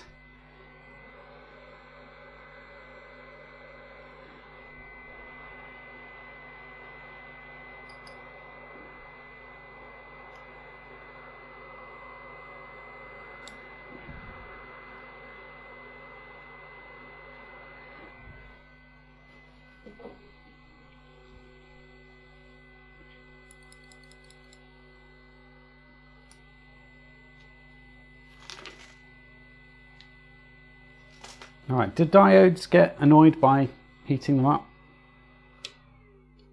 I don't know. Right, you're getting a soldering iron again. It's on the same it's on the same power plug as the PC, so that also includes my microphone.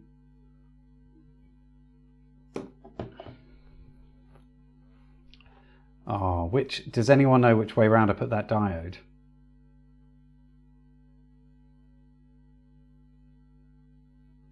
Are the pins connected on the PCB view? Yeah, I think they are. So if we come over to here to... Where's our clock pin? It's not named there, is it?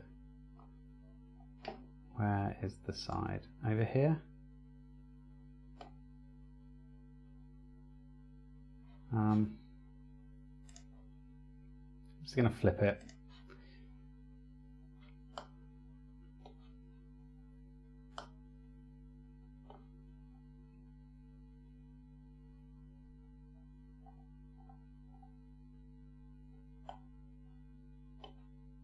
So there's my 1M, which was the carry out, wasn't it? Which pin is which? Oh, you're not looking at the right screen. It's not, you're not looking, I'm not looking. Stripe pointing up before I desoldered it. Thank you. So I'm just going to solder it pointing down and we'll see if that's the thing.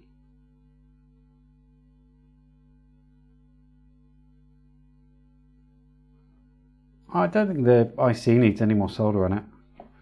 I will...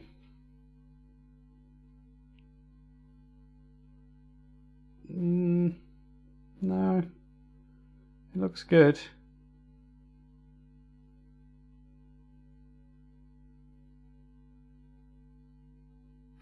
We'll double check in the schematic and check that it has power, but these things would have come up as like a DRC error, like something isn't connected. I mean, it could easily be a ground power path like issue. But I think it might be the diode. So let's try the diode first.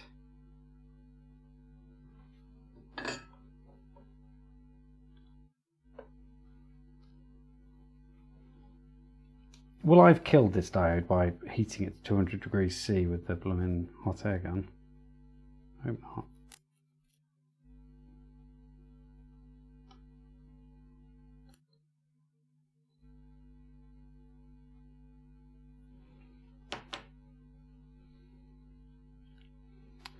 Yeah, the thing is, it wouldn't have lit up at all because it wouldn't get a clock signal ever. So the 4026 wouldn't have. Oh, it wouldn't have. It would have gone to a 0, wouldn't it?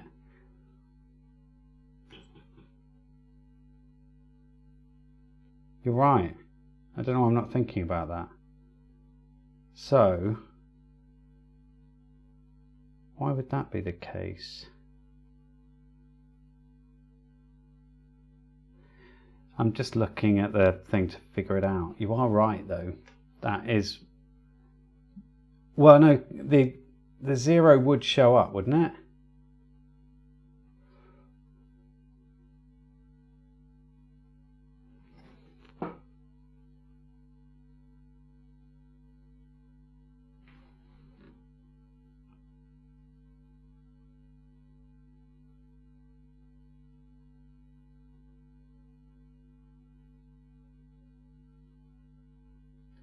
I mean, it's... Unless...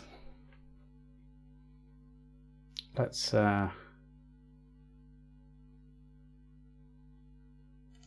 come back down. Right, so I've moved that out of the way. Let's just have a look.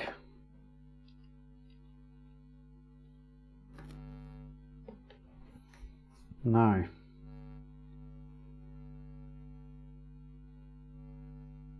Okay. Oh, hang on a minute. We've got a problem, and it might be just ruining. It's moving that diode, isn't it? So I can start this. If I try and reset, it doesn't take the 10 away. So the diode was the right way around, because reset isn't reaching that other IC, so it's nothing to do with that.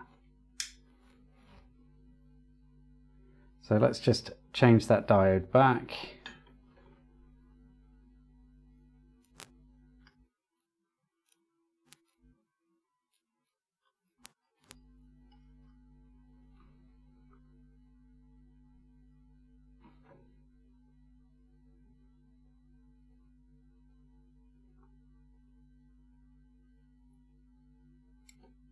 Oh, mouth, come back. Why would you not display at all?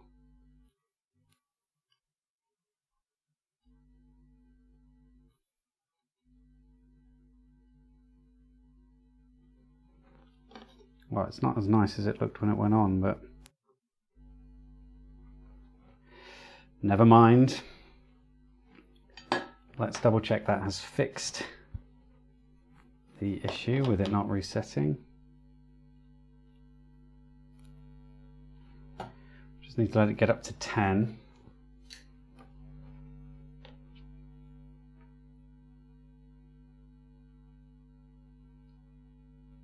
Yeah, okay. Nope. Well, the bodging did go swimmingly, but now we've got some other problems. So everyone was right when they said that I should continue with it. So I'm just going to flux, all that stuff, and then rerun the pins.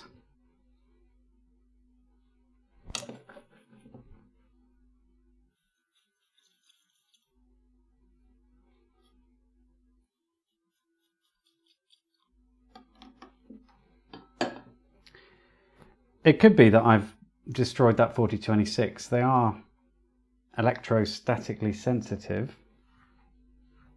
We can take it off and try another one.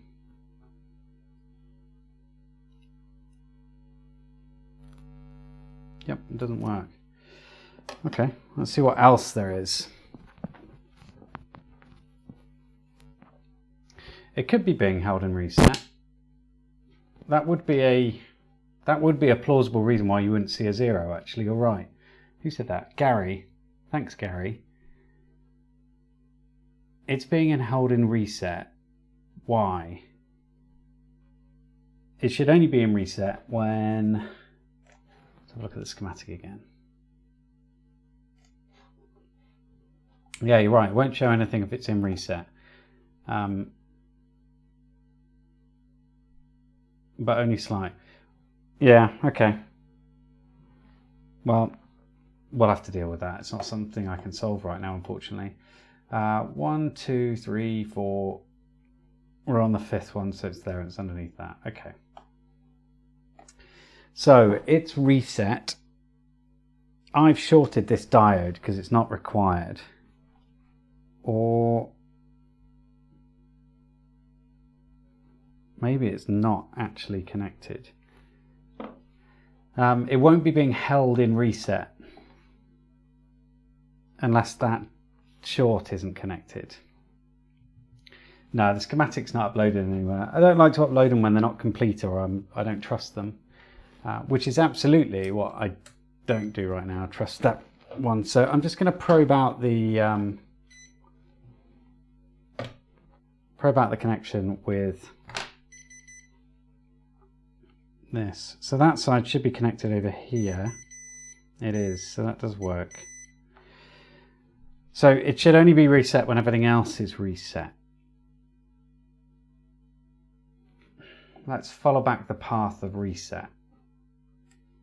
So reset.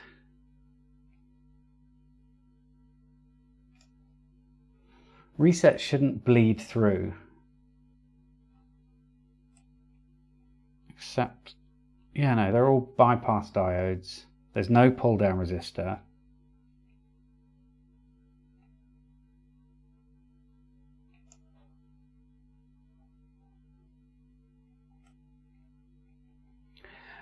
Oh, what about enable out? Is it connected? Or clock inhibit?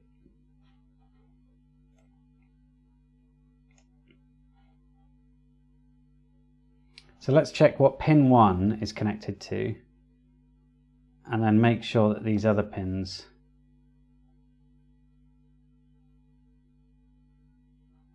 are connected.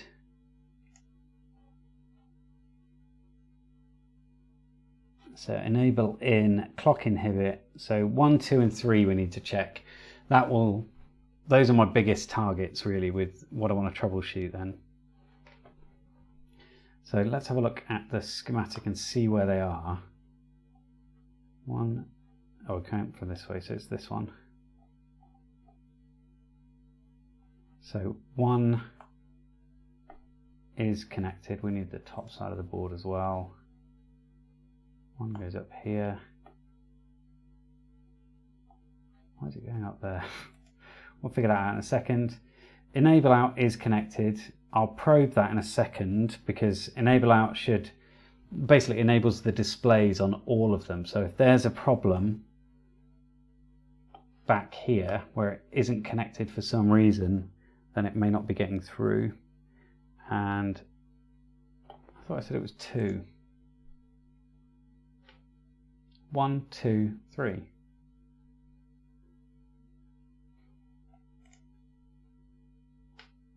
One, 2, 3. Why is that ground? What? Am I reading that wrong?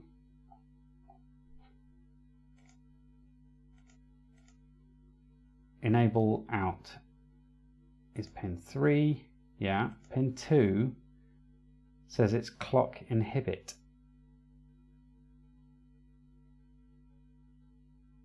Maybe I'm not using clock in. I'm not using clock inhibit. I've just put that to ground. Yeah, there it is. So it is on a net, that's fine.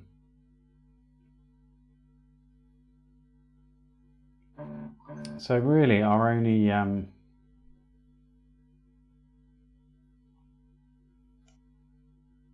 for heaven's sake, what is it? I'm going to chase that clock pin and see where that's going.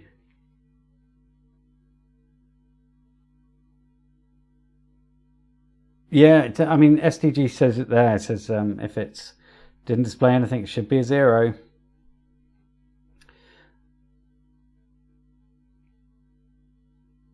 Yeah, I'll chase down the enable out, because that is on the display on off pin. So if they're connected, we should see it. So the display on off pin is, let's bring you on here. It's hooked in here, so it's all chained. So enable out is it all comes from the first IC. So in a 4026, you've got enable in on one IC, and then you can cascade that down to the rest of them from the enable out. So enable in should be connected to enable out into the enable in. So I just need to probe it. So pin 3 needs to be connected to pin 3 on all the rest. So let's do that. Da da da da da. So counting the right way, I don't want to get it wrong.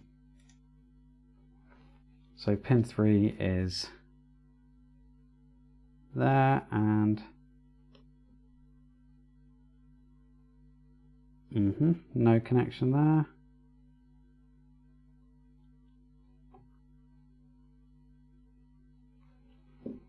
Huh.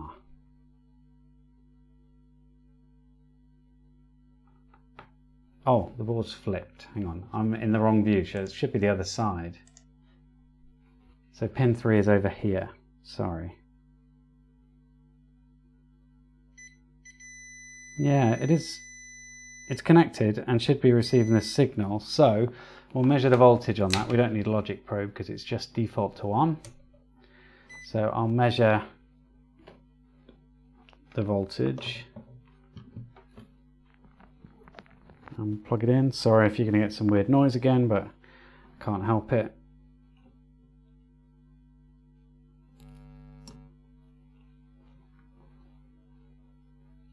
So where's our ground pad?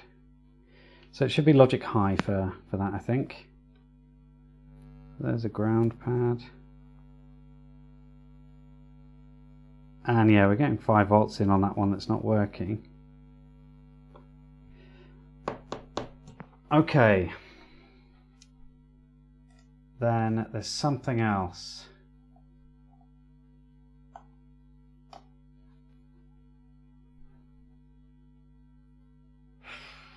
Does it need a pull down? All right, we'll try and put the pull down on it. I didn't think it needs it because we've just looked at another one with an example of where it didn't need it. So maybe it's something where potentially you do. So, and there might be something else in the system that's making it work. So for this one, R62 is a pull down. It's a 10K pull down for the clock. So maybe it's not getting a very clean or very quickly dipping clock signal. So perhaps we can do that. Well, the enable pin is connected. If it wouldn't be reading 5 volts if it wasn't connected. It comes from the very first IC. So if they've all got the same, then they're all connected. So if they're all commoned, then it should work. So we're just going to throw in the 10K and see if that makes any difference. It may literally just be that it's not got a pull down on the clock pin, and that whatever the output is from the thing that's feeding it isn't going low sufficiently fast.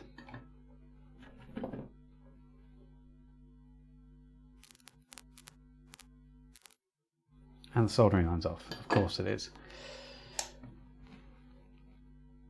The LED has no ground. Did I beep out the connection? No, All right, I'll do it now while we've got the...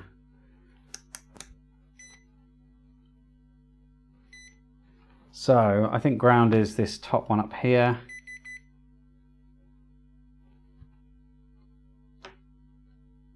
No, it's not.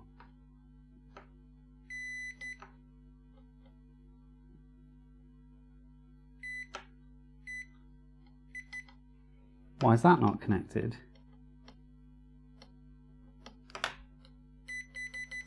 Oh, hang on a minute. Oh my God. Why isn't ground connected up here? We can't have an island. By the way, I think you've solved it.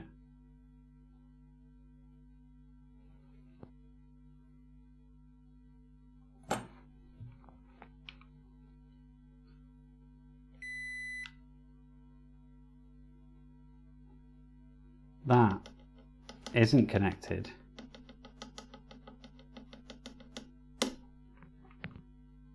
Is it floating on the schematic? Oh God, SDG Electronics, I'm going to punch you if that's true. I'm not really.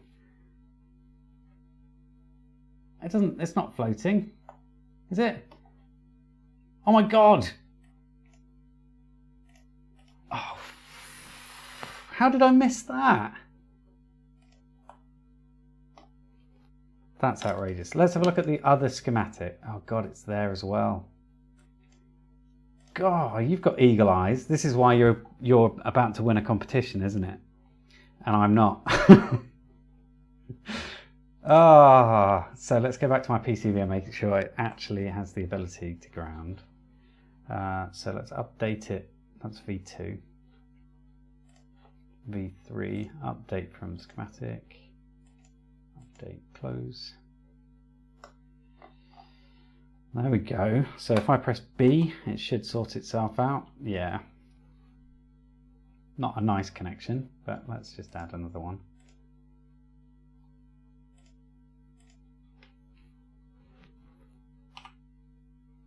Oh, you beauty. Right, well, guess what?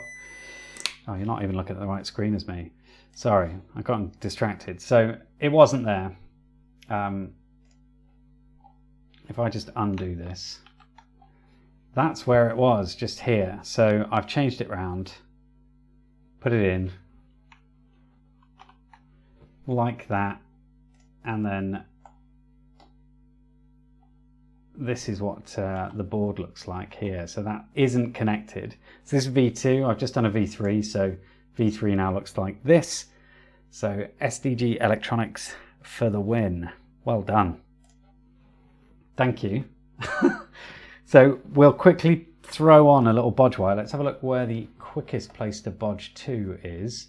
I could scrape away a bit of the ground plane actually. Let's just do that. Let's cheat. I'll scrape away some ground plane and then we'll just solder right to it. It might be a bit of a heat sink, but whatever. Not the ground plane, what I mean is the solder mask.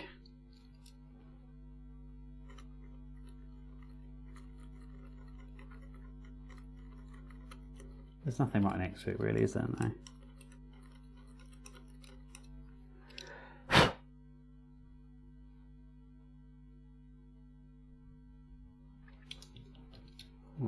Let's show you what I'm doing.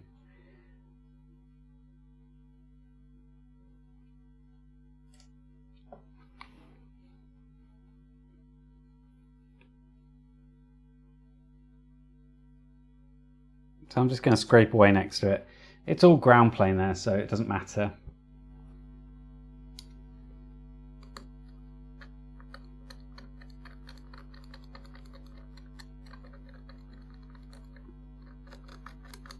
And this section isn't a particular heatsink because it has a via through to the next side.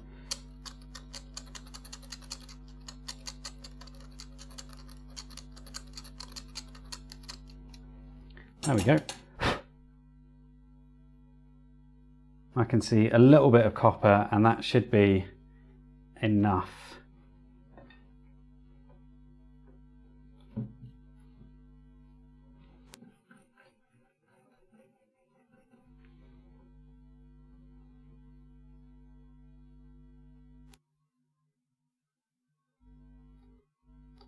Come on. That's good enough. Right.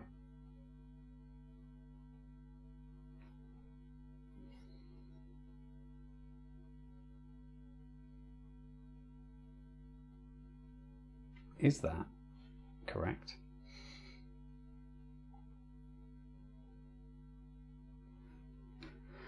Well, let's check it's to ground.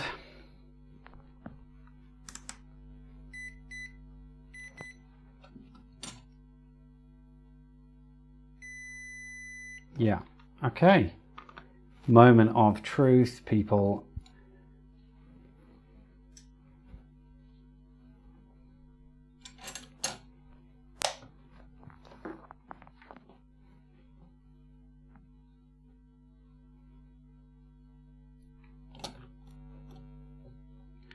Well, what do you know? Oh, now we can just sit here for a minute and watch it go. And I'll drink some more of this Cobra.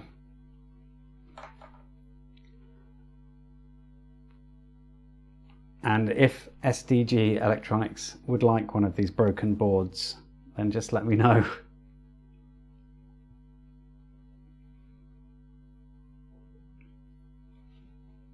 Yeah, you have heard that before. Oh, bloody hell. I sort of forgotten that I've said that to you so many times now. Just wait a minute, we'll see if it works out. Yeah, will it work out my ass?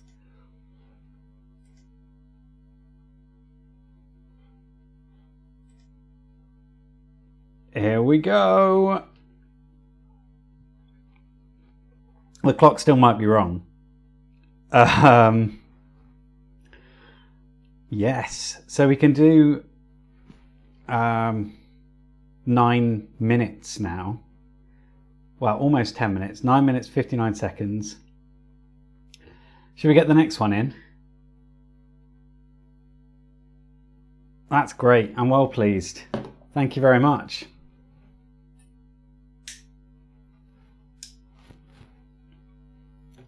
Let's get some more in.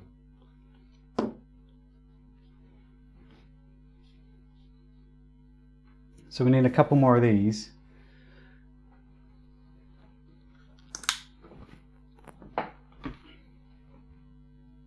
I don't think there'll be much else. No, shut up, David. I was about to say, I don't think there'll be much else wrong. Surely not. But there could easily be loads more little things lurking around the corner. Right, a couple more of these. You realise we cannot test the rest of it.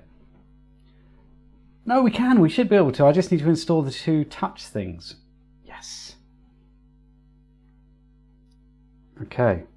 Right, we'll get these next 2 in. I'm soldering them. I'm not doing hot air because it's annoying. Oh, I know. No bypass.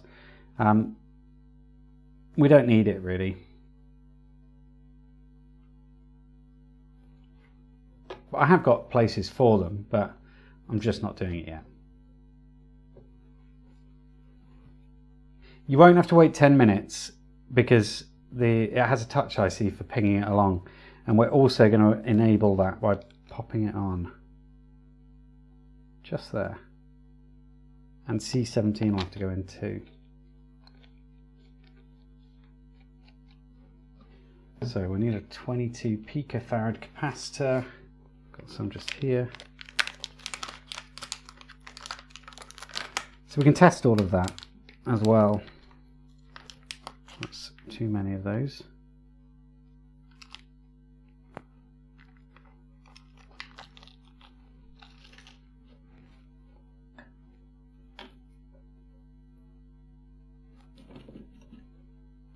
Nah, it doesn't really need it.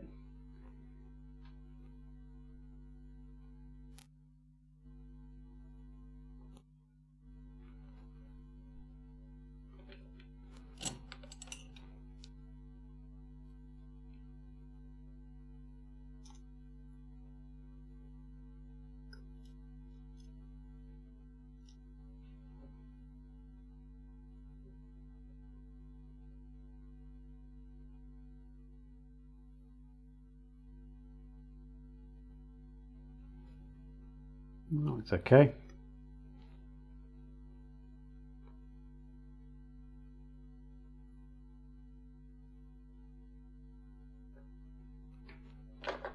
Good enough. I'm not doing hot air. It derailed me quite a lot before, and I feel like I want to concentrate. I mean, it can be just as quick though. This doesn't have to be like doing it with a soldering iron doesn't mean it's slow.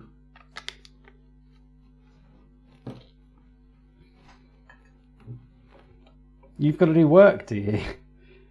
I thought you were on a furlough thing.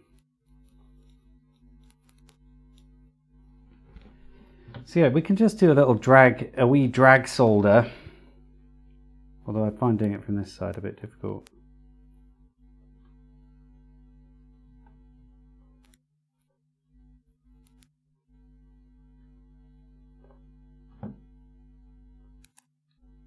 Although I should have cleaned my iron just then. So it doesn't have to take ages. I hope any of that was in shot. I don't know, I couldn't really see. I wasn't paying attention. So I've just melted the side of my flux pot there. Now we need resistors. We're going to put everything in. Troubleshoot after the fact. We've got ICs that will ping up the hours and the minutes, so we can increment them and just see what's going on, but we'll have to wait a minute every time we want to test out the new scenario, whether it be 23 hours and 59 seconds, 59 minutes rather, or whether it be although you can put it into a non-working state, honestly, by pinging the hours up without pinging up the minutes.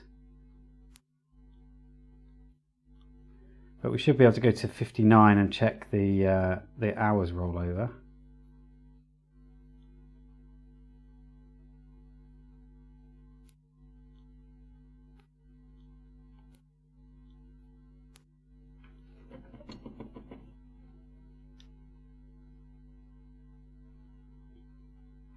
Yeah, I am left-handed. I'm not always left-handed. Not everything I do is left-handed. Jay's Vape Review says, fancy selling me one with all the components. Well, at the moment they're super expensive with all the components, and it's a wrong board, so I wouldn't feel comfortable about selling them at any point until I know that they work. And that is that. We could put some caps on if we want. I've got a bunch of 100 nanofarad and 10 microfarad ones, so we can do that if we need to. Right, now I need those two tiny little caps. Where are they going?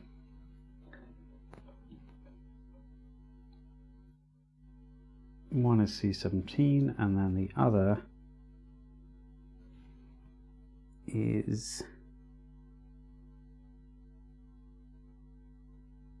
should be here, but I can't see it.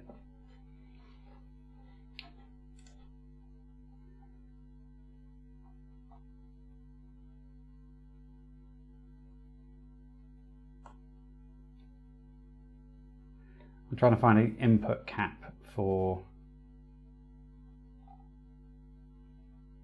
this one. It's that there.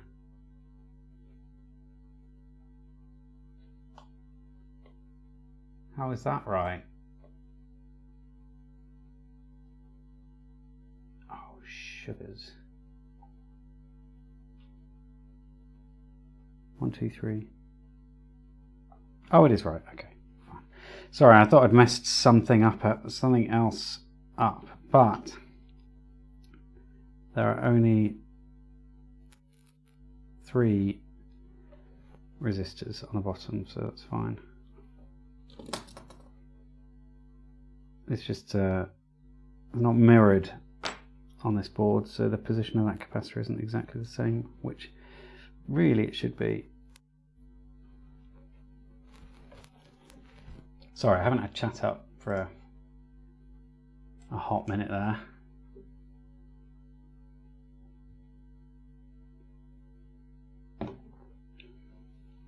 Dustin Watts learned to solder left-hand, right-handed. That's impressive.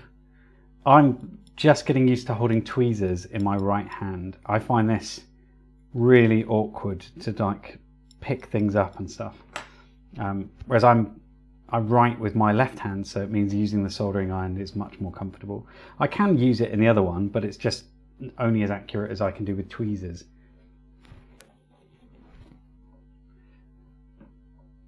Right, what are we missing? Resistors.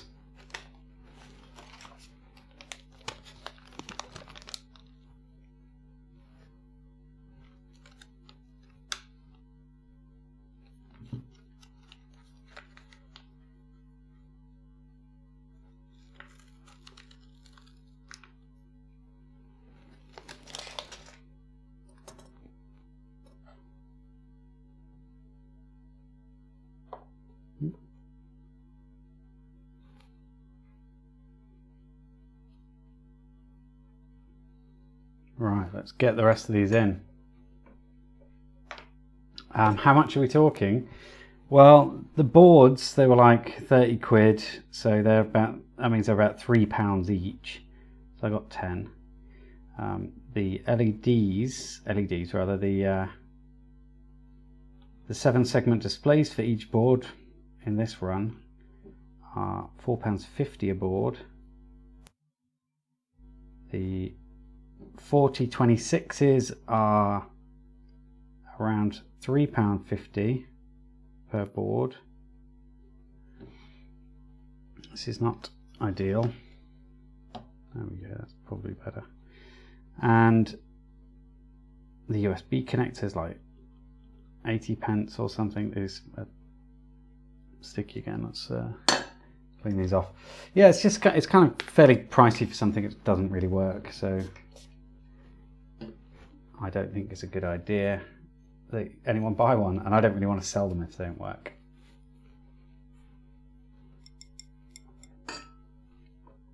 Yeah, no, I totally agree with you, Scott. I just haven't had any issues with board power at the moment, so they're not my priority. But I will look at them. I mean, I put them in the design, so I will. There are quite a lot of caps in here. There's a decoupling cap for each IC. Each one has a 100 nanofarad, and then I think quite close to each output from, or each path from the power rail, there's also a 10 microfarad. That looks horrible. But like telling someone just, you've got to do the basics first, is kind of like ruining Christmas. So I just want to see it all work. But I do know it's important.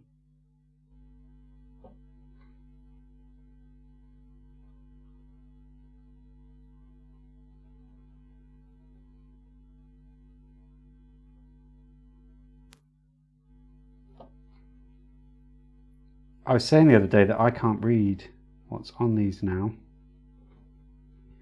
If I bring them up to about, what is that, 20 centimeters, I can read what's on these, but when they're 30 centimeters, I can barely make out that there's a 4 written on it. My eyesight is slowly deteriorating.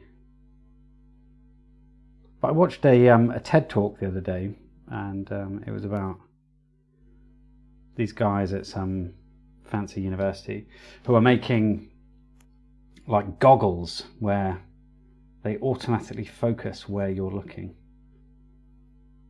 which I think is pretty darn awesome. And he also said that basically everybody's eyes, as you get older, that big old lens just stops being quite so flexible, so you just can't, you can no longer have like really good focus. David B says, are they 0603? Yeah, they are 0603. That's why I'm able to pick them up tweezers. I don't think I'll be able to do it with 0402. Although I've never even seen an 0402 part on my bench. I'm not entirely sure I would be able to see it. I think Sion does 0402 by hand. I'd give it a go. I really wanted to try that. Have you ever seen the, I think Dave's done it. Is Dave still around?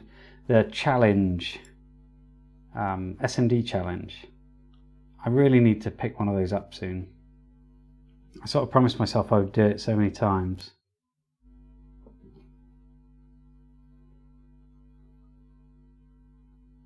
And I never did. But like 0603 isn't difficult. Anyone can really do 0603.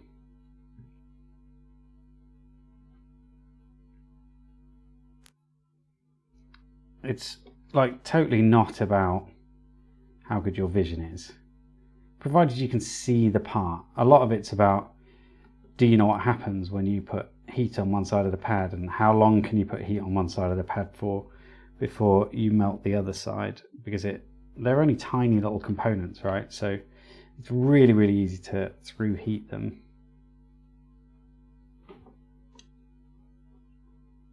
And getting used to angling your soldering iron, and not your soldering iron, your tweezers in a weird way, just to slot a tiny part into a tiny gap.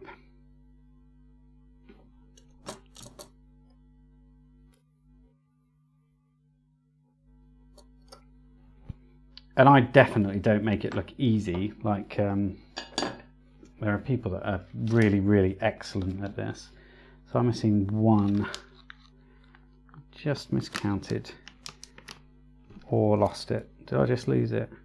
Maybe. There's one.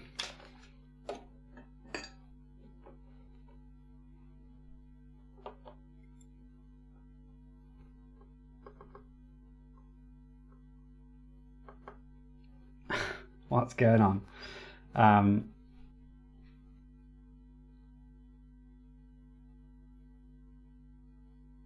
Aryan Sharma says, are you reading comments? Yeah, I'm reading comments. I did 0603 on Brian's Panda badge. I believe it was 0603. Maiko says that. I designed a PCB with 008004, but for the price of one of those boards is enormous. What's 008004? I've never heard of it.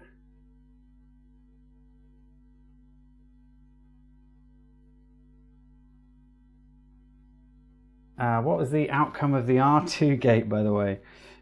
Is that like Watergate now? The outcome was both R2 and R1 were incorrect. And I need to redesign my clock input. I got my clock drive and my bias mixed up. So R2 wasn't 10 meg because I created my board on the breadboard using a 10 meg, but because I'd got my drive resist, that was my drive resistor essentially, and on the bias I was using 220 ohms. Now the bias shouldn't be that, but for some reason the whole circuit worked absolutely fine with a 10 meg resistor driving that crystal, that's weird for one, and a 220 being the bias. So I don't know whether it just worked exactly the opposite way around, but I tried it both ways around and it works. But I was able to lower the 10 meg to 1 meg and raise the 220 by a little bit to 2.2k. I couldn't get it up to 200 or anything like that, it just wouldn't work. So I went on a lot of forums when I was designing this circuit, looking at people that are driving faster crystals, because I'd never driven a crystal like at that speed with CMOS circuits. Now CMOS circuits have they're slower. They're not as fast as like TTL, or even there's like modern versions of CMOS HEF ones. They're a bit faster, but they are slower. And so I was like, how am we going to do this? I don't really know what to do with slow circuits. So I looked at loads of advice, and people said drive them harder, drive them with a lower value resistor. And so I did, and it worked. But it might be that I was just overcoming the problems with me having mixed up the pins. So there's that.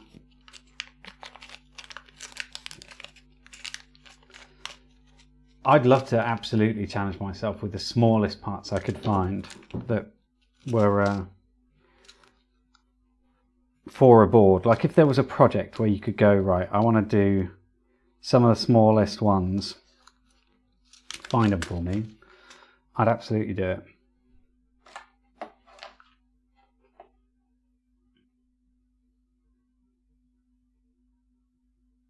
So let's have a, I just want to jump over to the schematic because I'm not entirely sure that both of these diodes are needed. So we're in the hours. So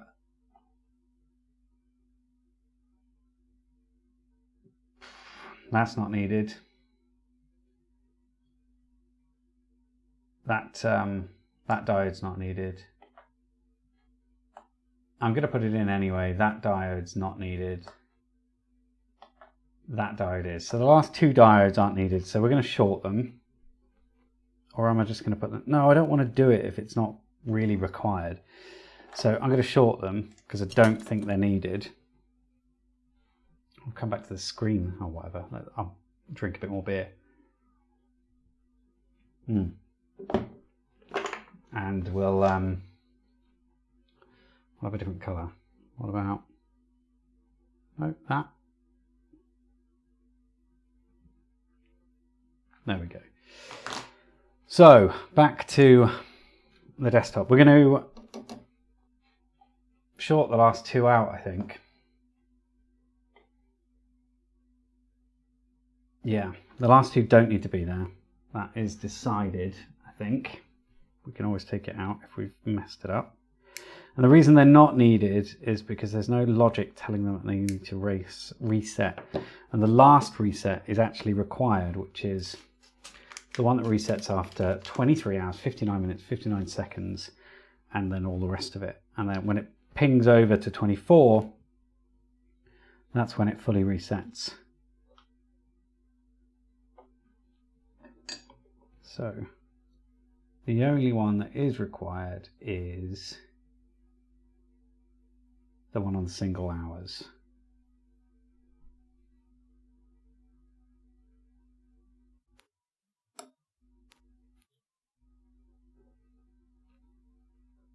Although I can't recall why.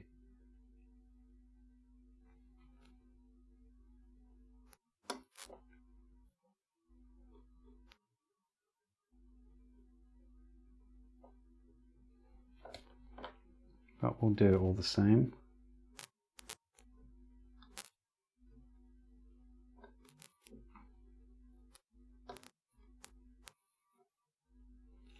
Come on now.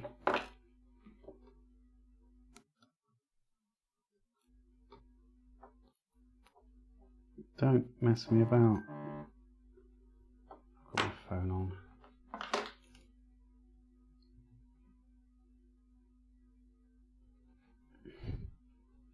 And James contemplating complimenting me on my fireplace.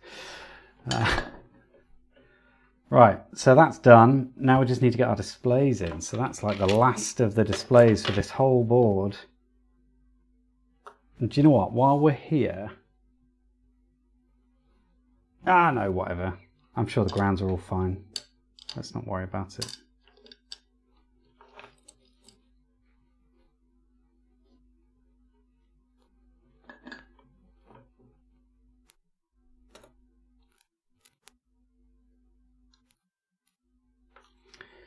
So, the only thing left to add now will be the touch ICs. And I'm not looking forward to those because they're quite small and I like doing those ones with hot air.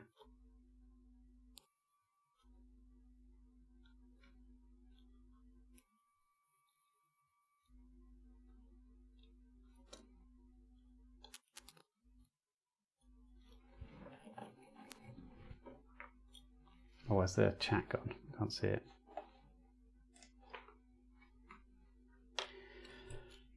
Yeah, you're right. Literally everything. I'm sure the grounds are all fine. Foreshadowing. Pretty much every project I ever do, if it's not a learning experience, you don't get to hear about it really. I get bored of things if they're not. If I don't learn anything. Well, that's why you also don't get the end of some projects.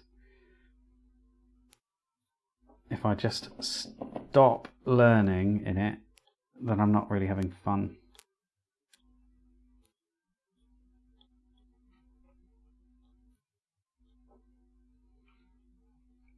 You guys get to... Yep. One of them is upside down. How are we going to sort this? Desoldering braid. Yeah, you're right. It is upside down. That would have been so annoying. Let's flux that. I don't want to take any risks here.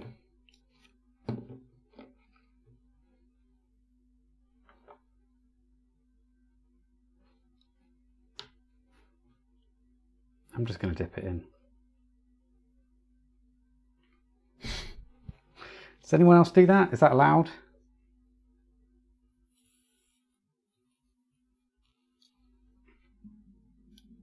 There we go.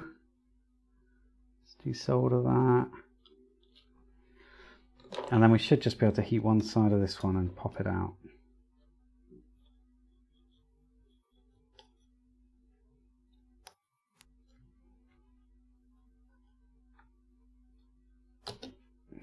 This is going to be more annoying. Might have to get the hot air out, but I don't think these displays are... There we go.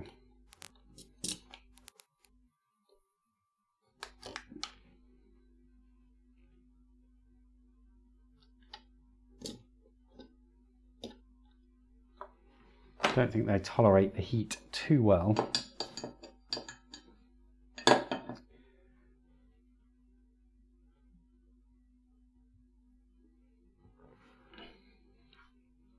Thank you for the shout out on the segment. You guys, there's a slight delay, so I probably had already read it. But I certainly didn't notice it, so thank you.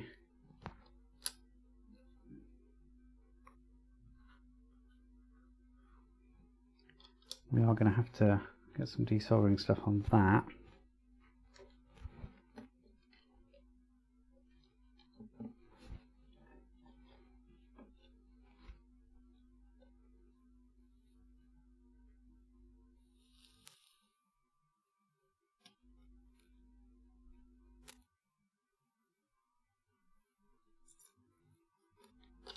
There we go. Now that'll sit nicely.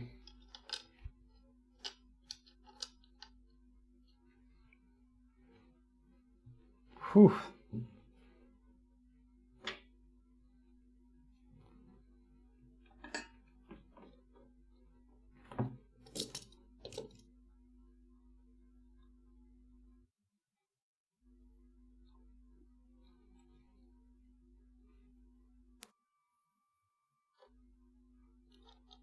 Oh, what?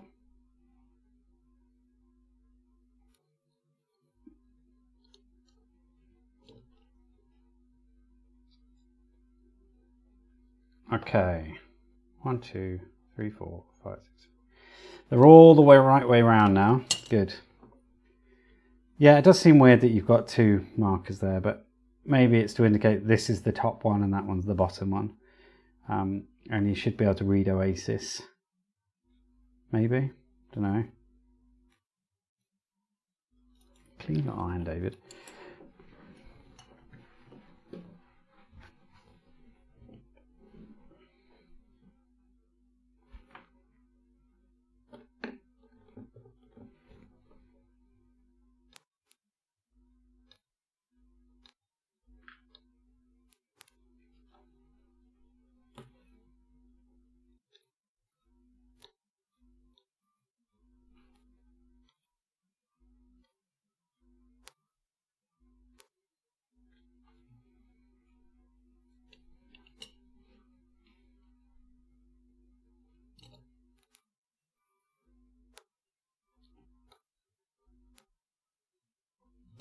What's that? I just think I just saw Sion's name in the chat. What's going on?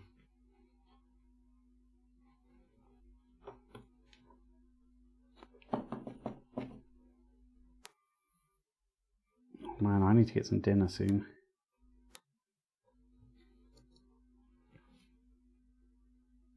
That's almost everything. Right. Now it's just these touch ICs. 2 of them, I think. And then if, I think Scott's gone, hasn't he? So we might not need to bother with power stuff.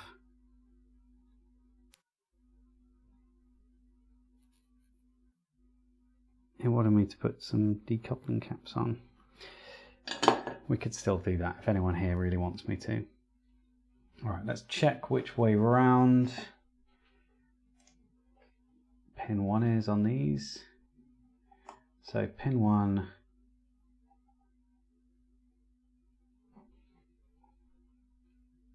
goes that way.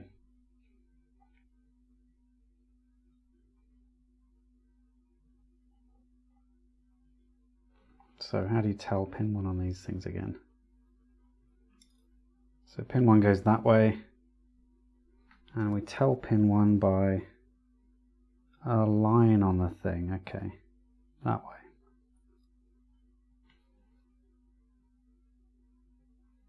And that way. All right, let's do it. These are quite small to solder. Like, I'm not entirely comfortable soldering that by hand, but we're going to do it. I should probably put a bit of flux on there. The pads are, it's not that the pads are too small. It's just, can you see how close together they are? So the pitch on the pads is small, and old ham fists over here is going to put quite a lot of blooming solder on these, I imagine.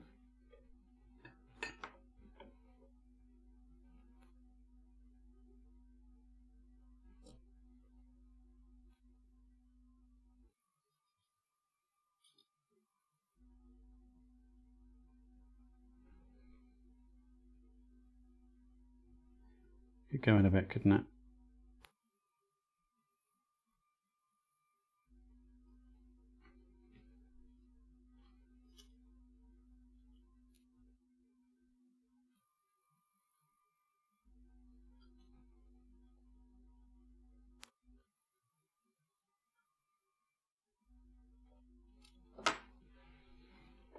There we go.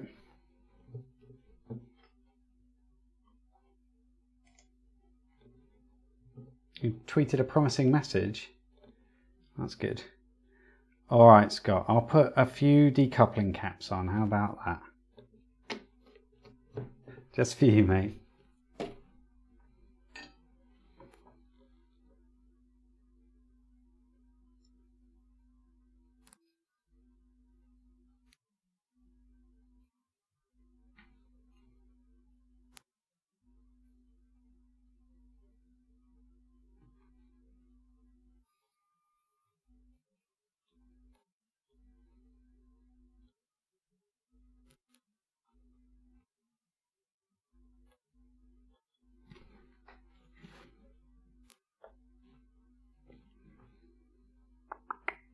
Yes, okay. Done.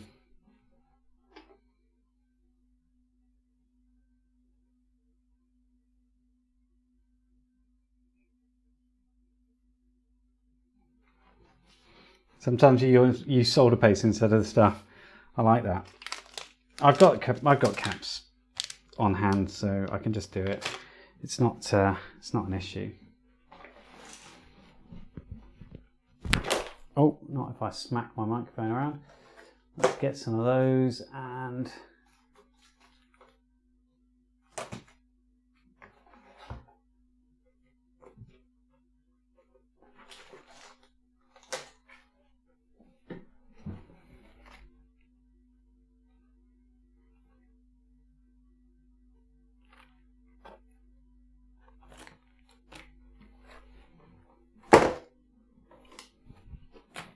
all right.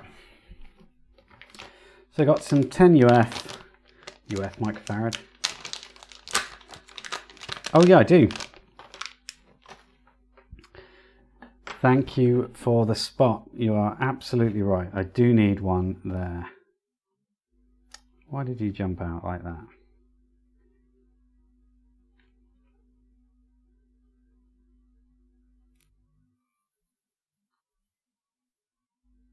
Absolutely doesn't want to stay in there. It's very hard to solder those.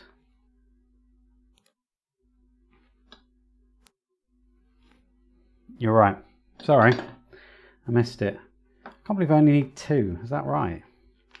Well, R62 and R63 are pull downs, and I don't think they're required because I put them in there because I wasn't sure if the TTP223, whether its output was low or just floating. And when its output's high, it's high, but when it was low, I didn't know whether it was just like a transistor turned off or whatever, but it seems to go low rather than just float.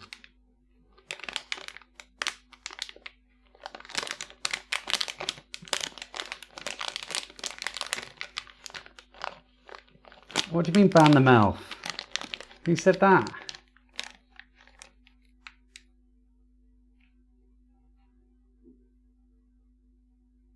Hey, Alex is here.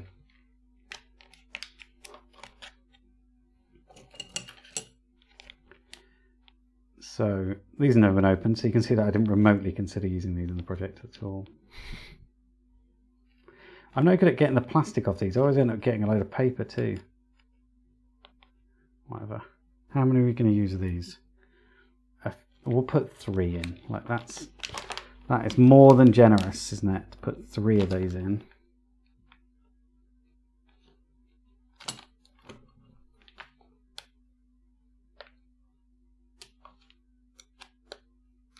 I mean, it might just be 2 because this one doesn't want to come out. It's gone. We're doing 2. And we'll do some 100 microfarad ones. No, 10 microfarad.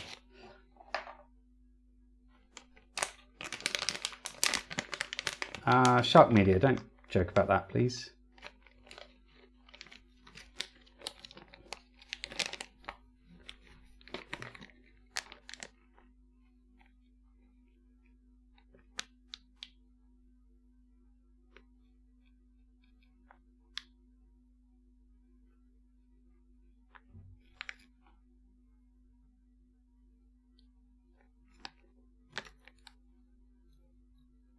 I'll put 2 of those in there.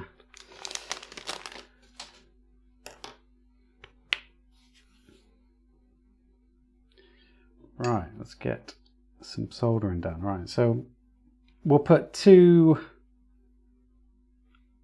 How many have we got? 4, so we'll just do these ones.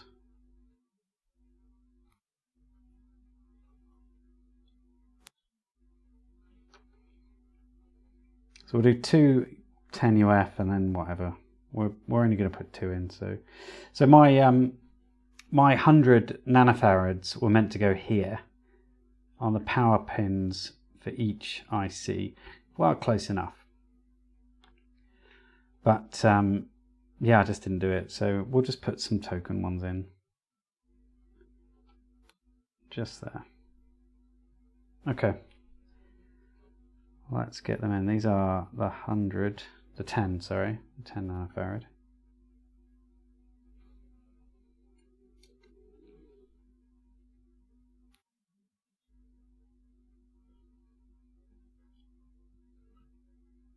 You can't see where this one's going, but it's going a bit further over.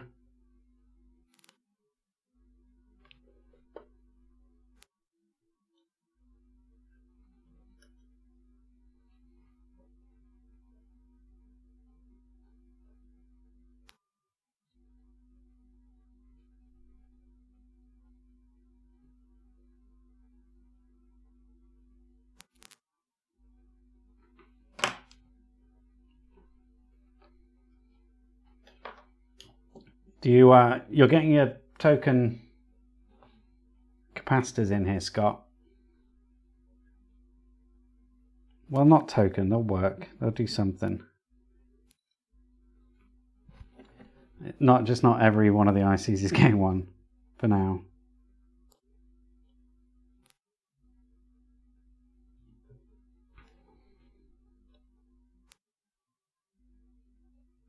Just need to clean my iron.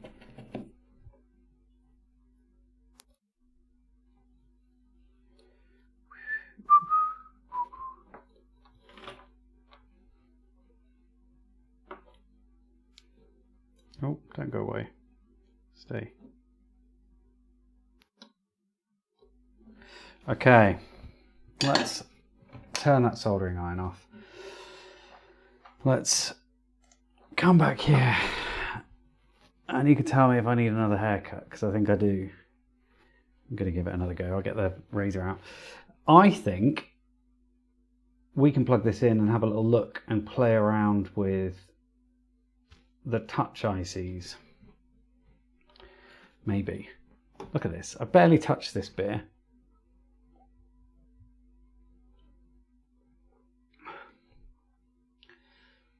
We've almost been going for 3 hours. This is kind of ridiculous.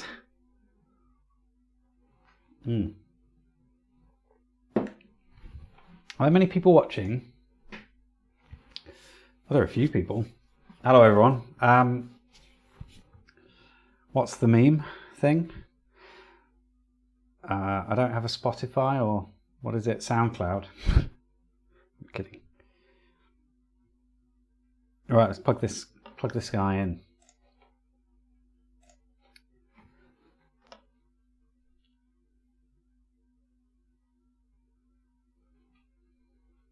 I still can't get over how good the back looks.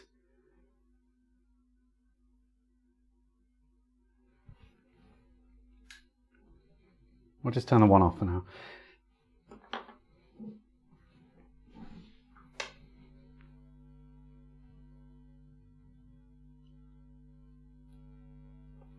Hopefully you can still see it good enough. So it starts off on a 9 over here. Wonder why. 9 as well.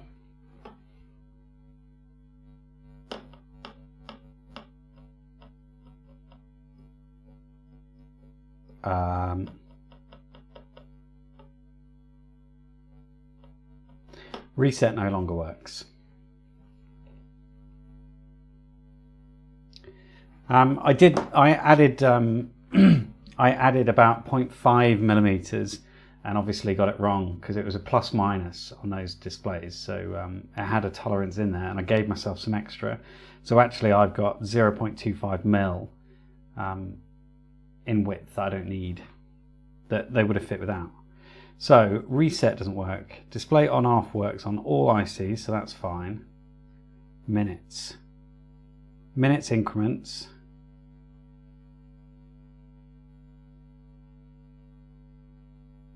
We need to check that reset line. It shouldn't go to that. And then something weird happened over here, didn't it?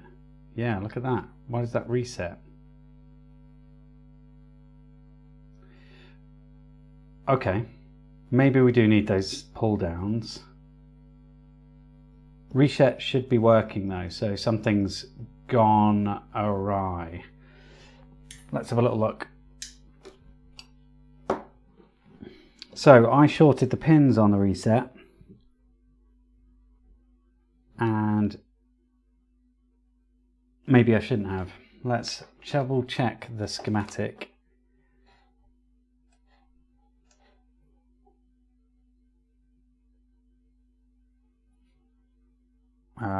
Where's the button?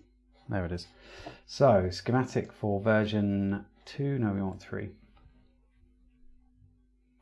So reset goes into all those diodes, and it should never be messed about with, apart from here, which should ping into the reset. Maybe that should have a diode coming from it, honestly. So what is G10, F1, G1, G1, F1, and G1H? Yeah, that makes sense.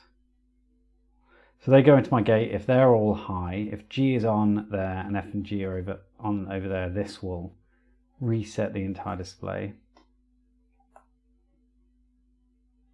And it should be a significantly, even through the diode on all of these, it should be high enough to reset but the reset line's being blocked. So the last two are bridged. The third one is not bridged. That goes through a diode. This one is bridged.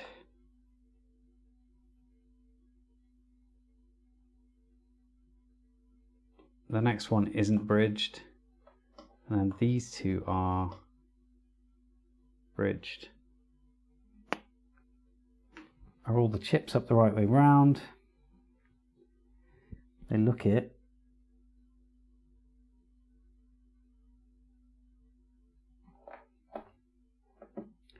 R65 and R61.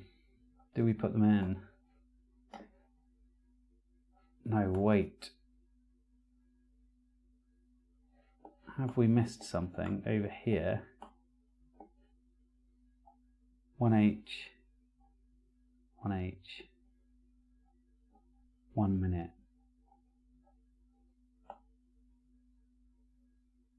Maybe we need to pull down. Maybe we do. I don't know why it would block reset though. Any ideas? The diode's not the wrong way around.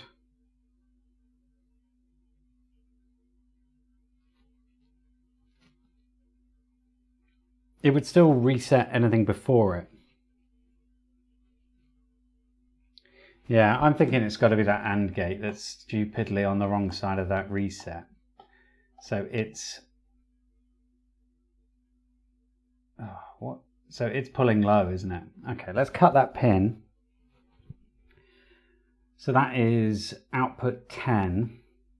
Luckily, it's basically a whole bodge on that one. So yeah, I think you're probably right, Scott. So let's take that out. I need to turn my phone off. I'll just put it on silent. Right. So pin 10, 1, 2, 3, 4, 5, 6, 7, 8, 9, 10. Take it off and put it through a diode.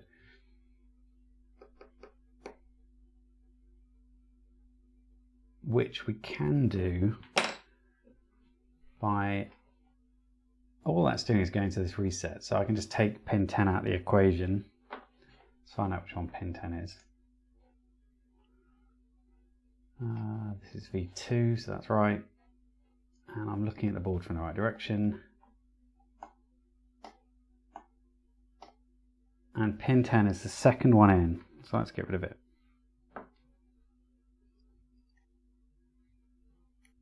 Oh, is it the second one in? Pin 10 is the last one on the board, okay.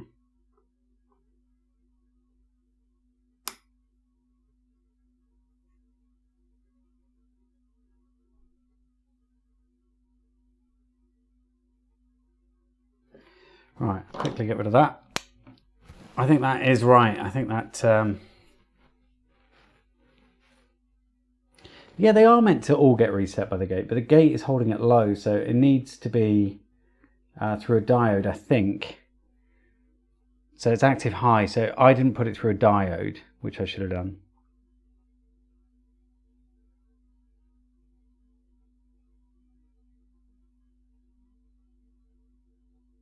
I think a diode's fine on that gate.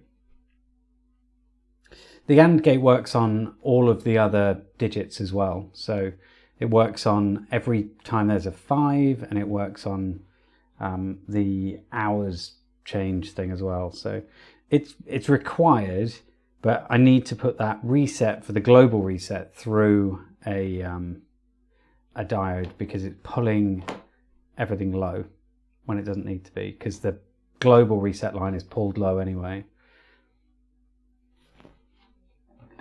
All right, so what I'll do is I'll take that line off pin 10,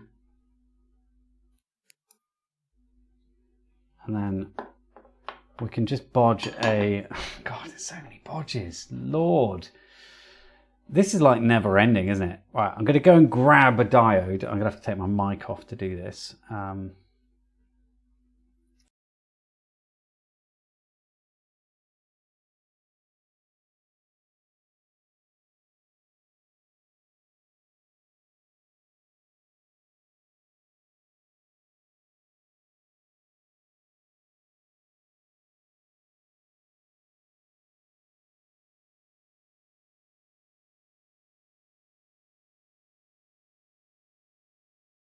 Right, I've got some.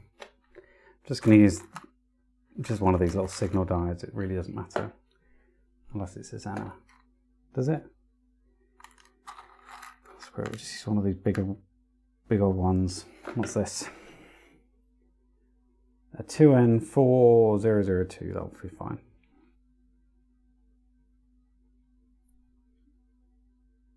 Except it won't because it looks horrible. If something smaller, one of these little ones. Right, where is the global reset line? It's over there. We'll just go back down to the desk. This is taking a lot longer than I was hoping, but whatever.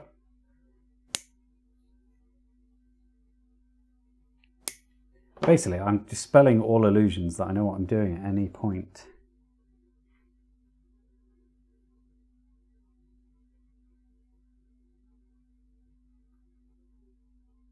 So, global reset. It is going to go through extra diodes though, isn't it?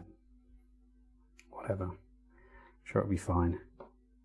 Hopefully, they've only got a 0.7 volt drop, so it won't ruin everything.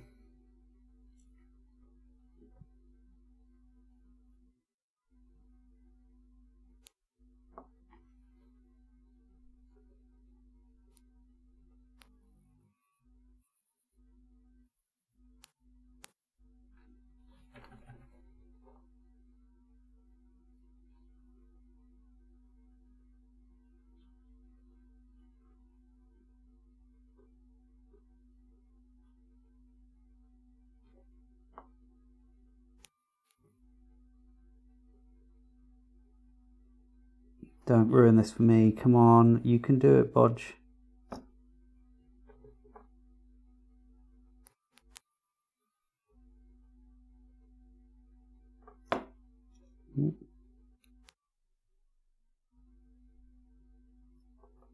Okay, done. Hopefully the diode is the right way around. That should now be fixed for at least that reset issue.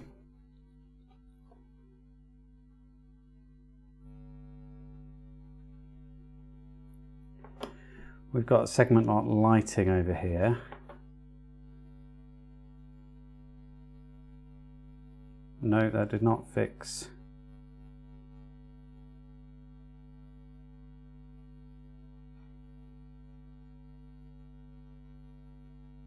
Okay, there's no carry out. Minute seems to be working okay. I wonder what I've done. Reset. Why is there no reset?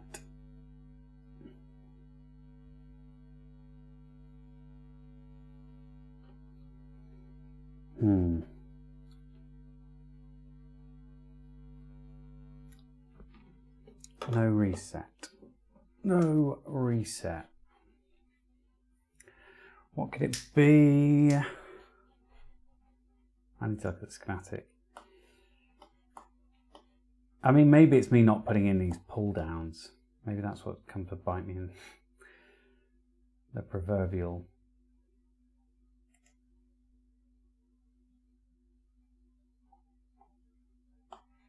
So the clock is working fine. No, I haven't measured the voltage. That's a good shout. Let's do it.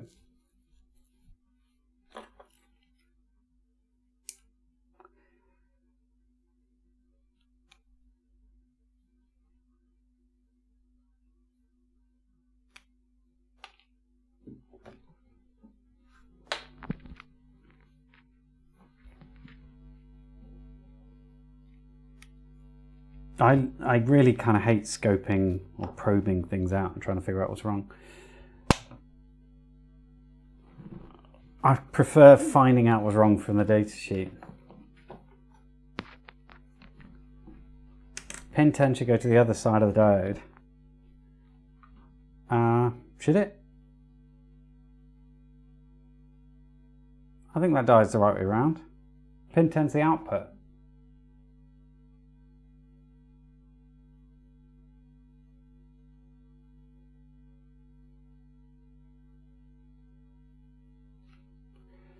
Sorry, I must have missed that. Did I put it the wrong way around?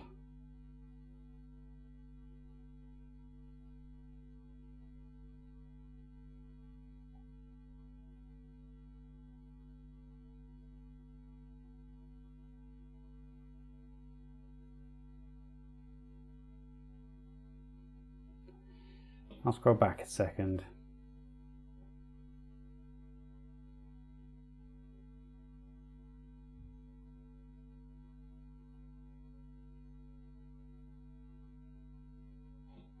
So let's jump to the schematic so you can see what that is. So sorry, I don't know why it's jumping around. So here is pin 10 on that IC. Now that IC isn't on the board, so pin 10 is not connected to this net. It's not connected to reset. So I've taken pin 10 of here and directed it with a diode, essentially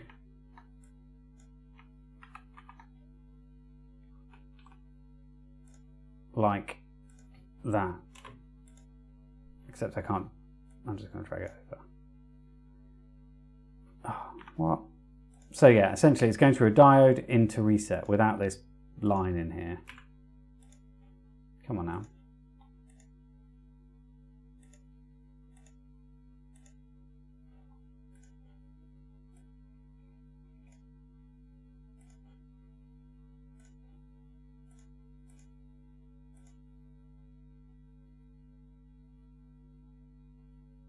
No, it's, yeah, that's essentially what it's doing.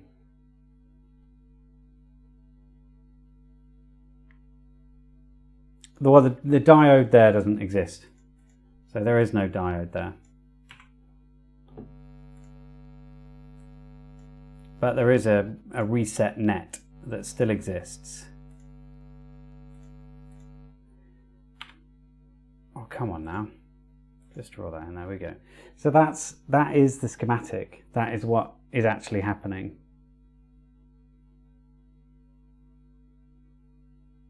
So all I've done is taken pin 10 out of the circuit and then put a diode to the reset line.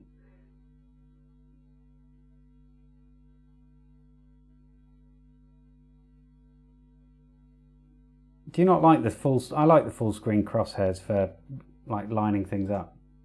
So this should work. I think there's something else going on. I mean, that doesn't exist either. So there's no pull down. So we're going to check the reset line. Yeah, I'm fine about the negative output because we get a negative from, excuse me, we get a negative from reset over here. But there was one that I wasn't sure would get a negative, and that's any with a diode. And so I can't remember if we did a pull down on it. We'll see. We're going to check the negative line. So have you already done that joke about beers to bodges? I've literally had half a beer.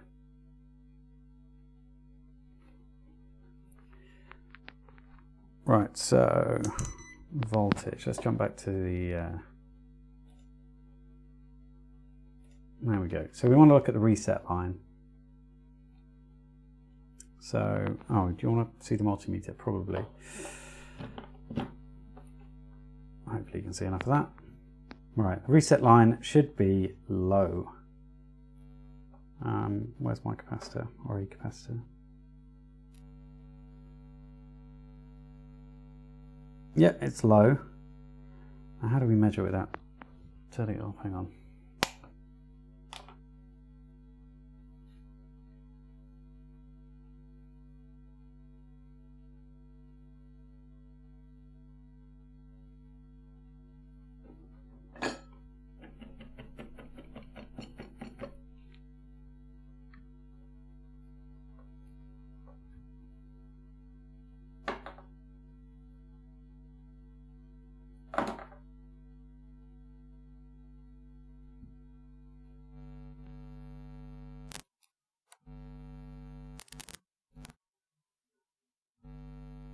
Get in there. There we go. I'm going to use that to measure when we press the reset.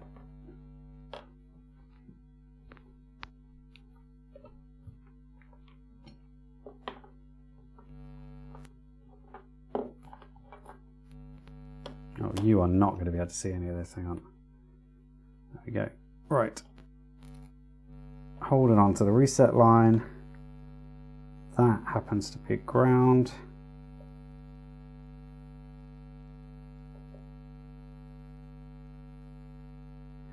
It gets up to, if I hold it, 1 volt. That ain't not high enough.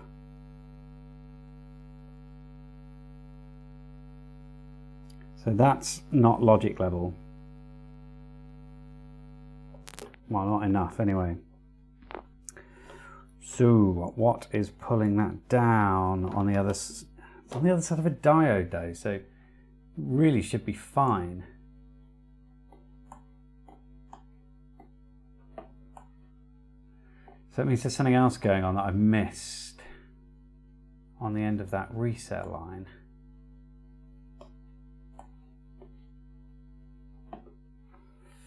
Darn. So I just tested the reset line, and it's when I hold down the reset button, I see 1 volt on my reset line, which even if that is coming from the TTP233, which is the touch sensor, that's not really going to be a very high level when getting through the diode. So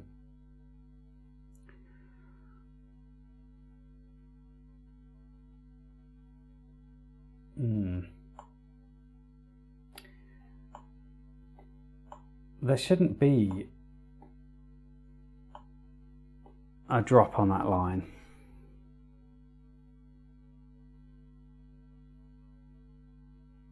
Yeah, I mean, you can look at it now if you like.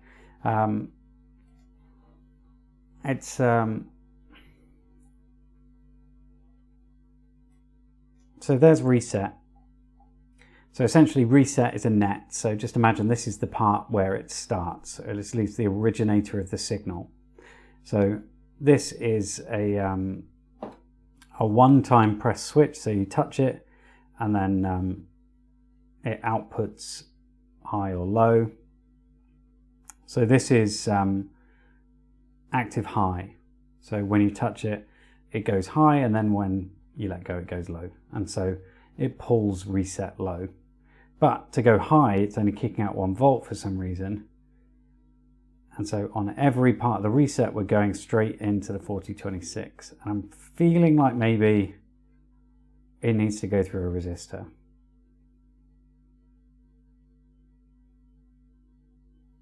I don't see why it would pull so much low. The diode's in parallel. They're not in series.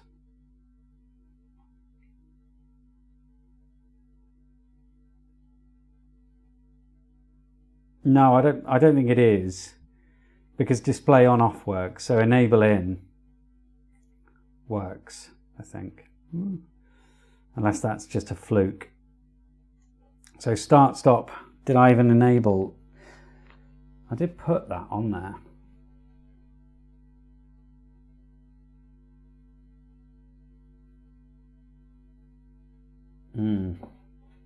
It's still, even if it, I mean, if it went high, it should still go high. It's not like, I don't know why it would go low through the diode, like down to 1 volt. I think I'm going to have to give up on it tonight and then revisit it. I think that might have to be a battle for another day. But, I mean, it's all together at least, and I'll try and figure out what's wrong. It could be any number of things. It could be like what Electron Ash says. I've got it now. The output from the TTP chip is pulling the reset low. Yeah, it does. So it operates the global reset, and you can press that anytime to reset the entire circuit. But the 4073 also pushes into that global reset and goes high. So it's pulling it low. So I mean, I could pull it low with another resistor, but there's no connection to ground for that. So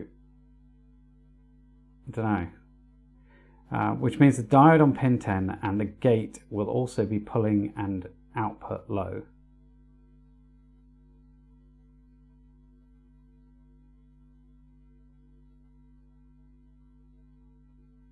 But it's not an open collector output, so it will always be trying to force pin 10 and the gate to low.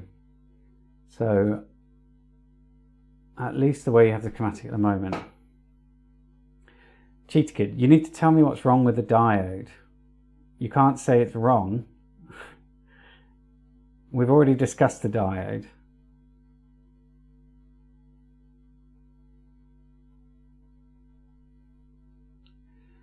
So I don't quite understand what you mean there. So I get that you understand it, but yeah, I'm going to ditch it for now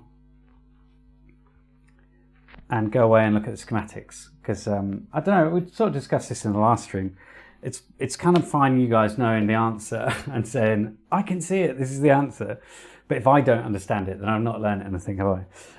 And it's sort of not my work unless I've learn it. So I don't get what's going on, so I'm going to go away, have a think about it, and then come back when I figure something out, or put a begging video out because I haven't figured it out again, probably. So I will try and figure it out and come back. All right. Thanks a lot for joining, everyone. It's been really nice to hang out again. I think we made some progress, and at least we saw what it looked like. So I'm not saying don't tell me what the answer is, but I don't want to try and figure it out from the live chat because it's really difficult to see that and understand what's going on. So if you fancy it, just drop me a little comment in the video itself and I'll read it when I've gone away and had a bit of a break from streaming and staring at a screen and reading the chat and trying to figure out the circuit at the same time. And I'll gather my thoughts, look at my schematic with a bit of my own time, and then hopefully I'll get it. But if not, feel free to like write a little paragraph or whatever in the video comments, and that'll be useful because I won't go back through all the chat that I might have missed. But I know I can see some of you sort of know where I'm going wrong, but I need to understand it myself. All right, speak to you all later. Bye.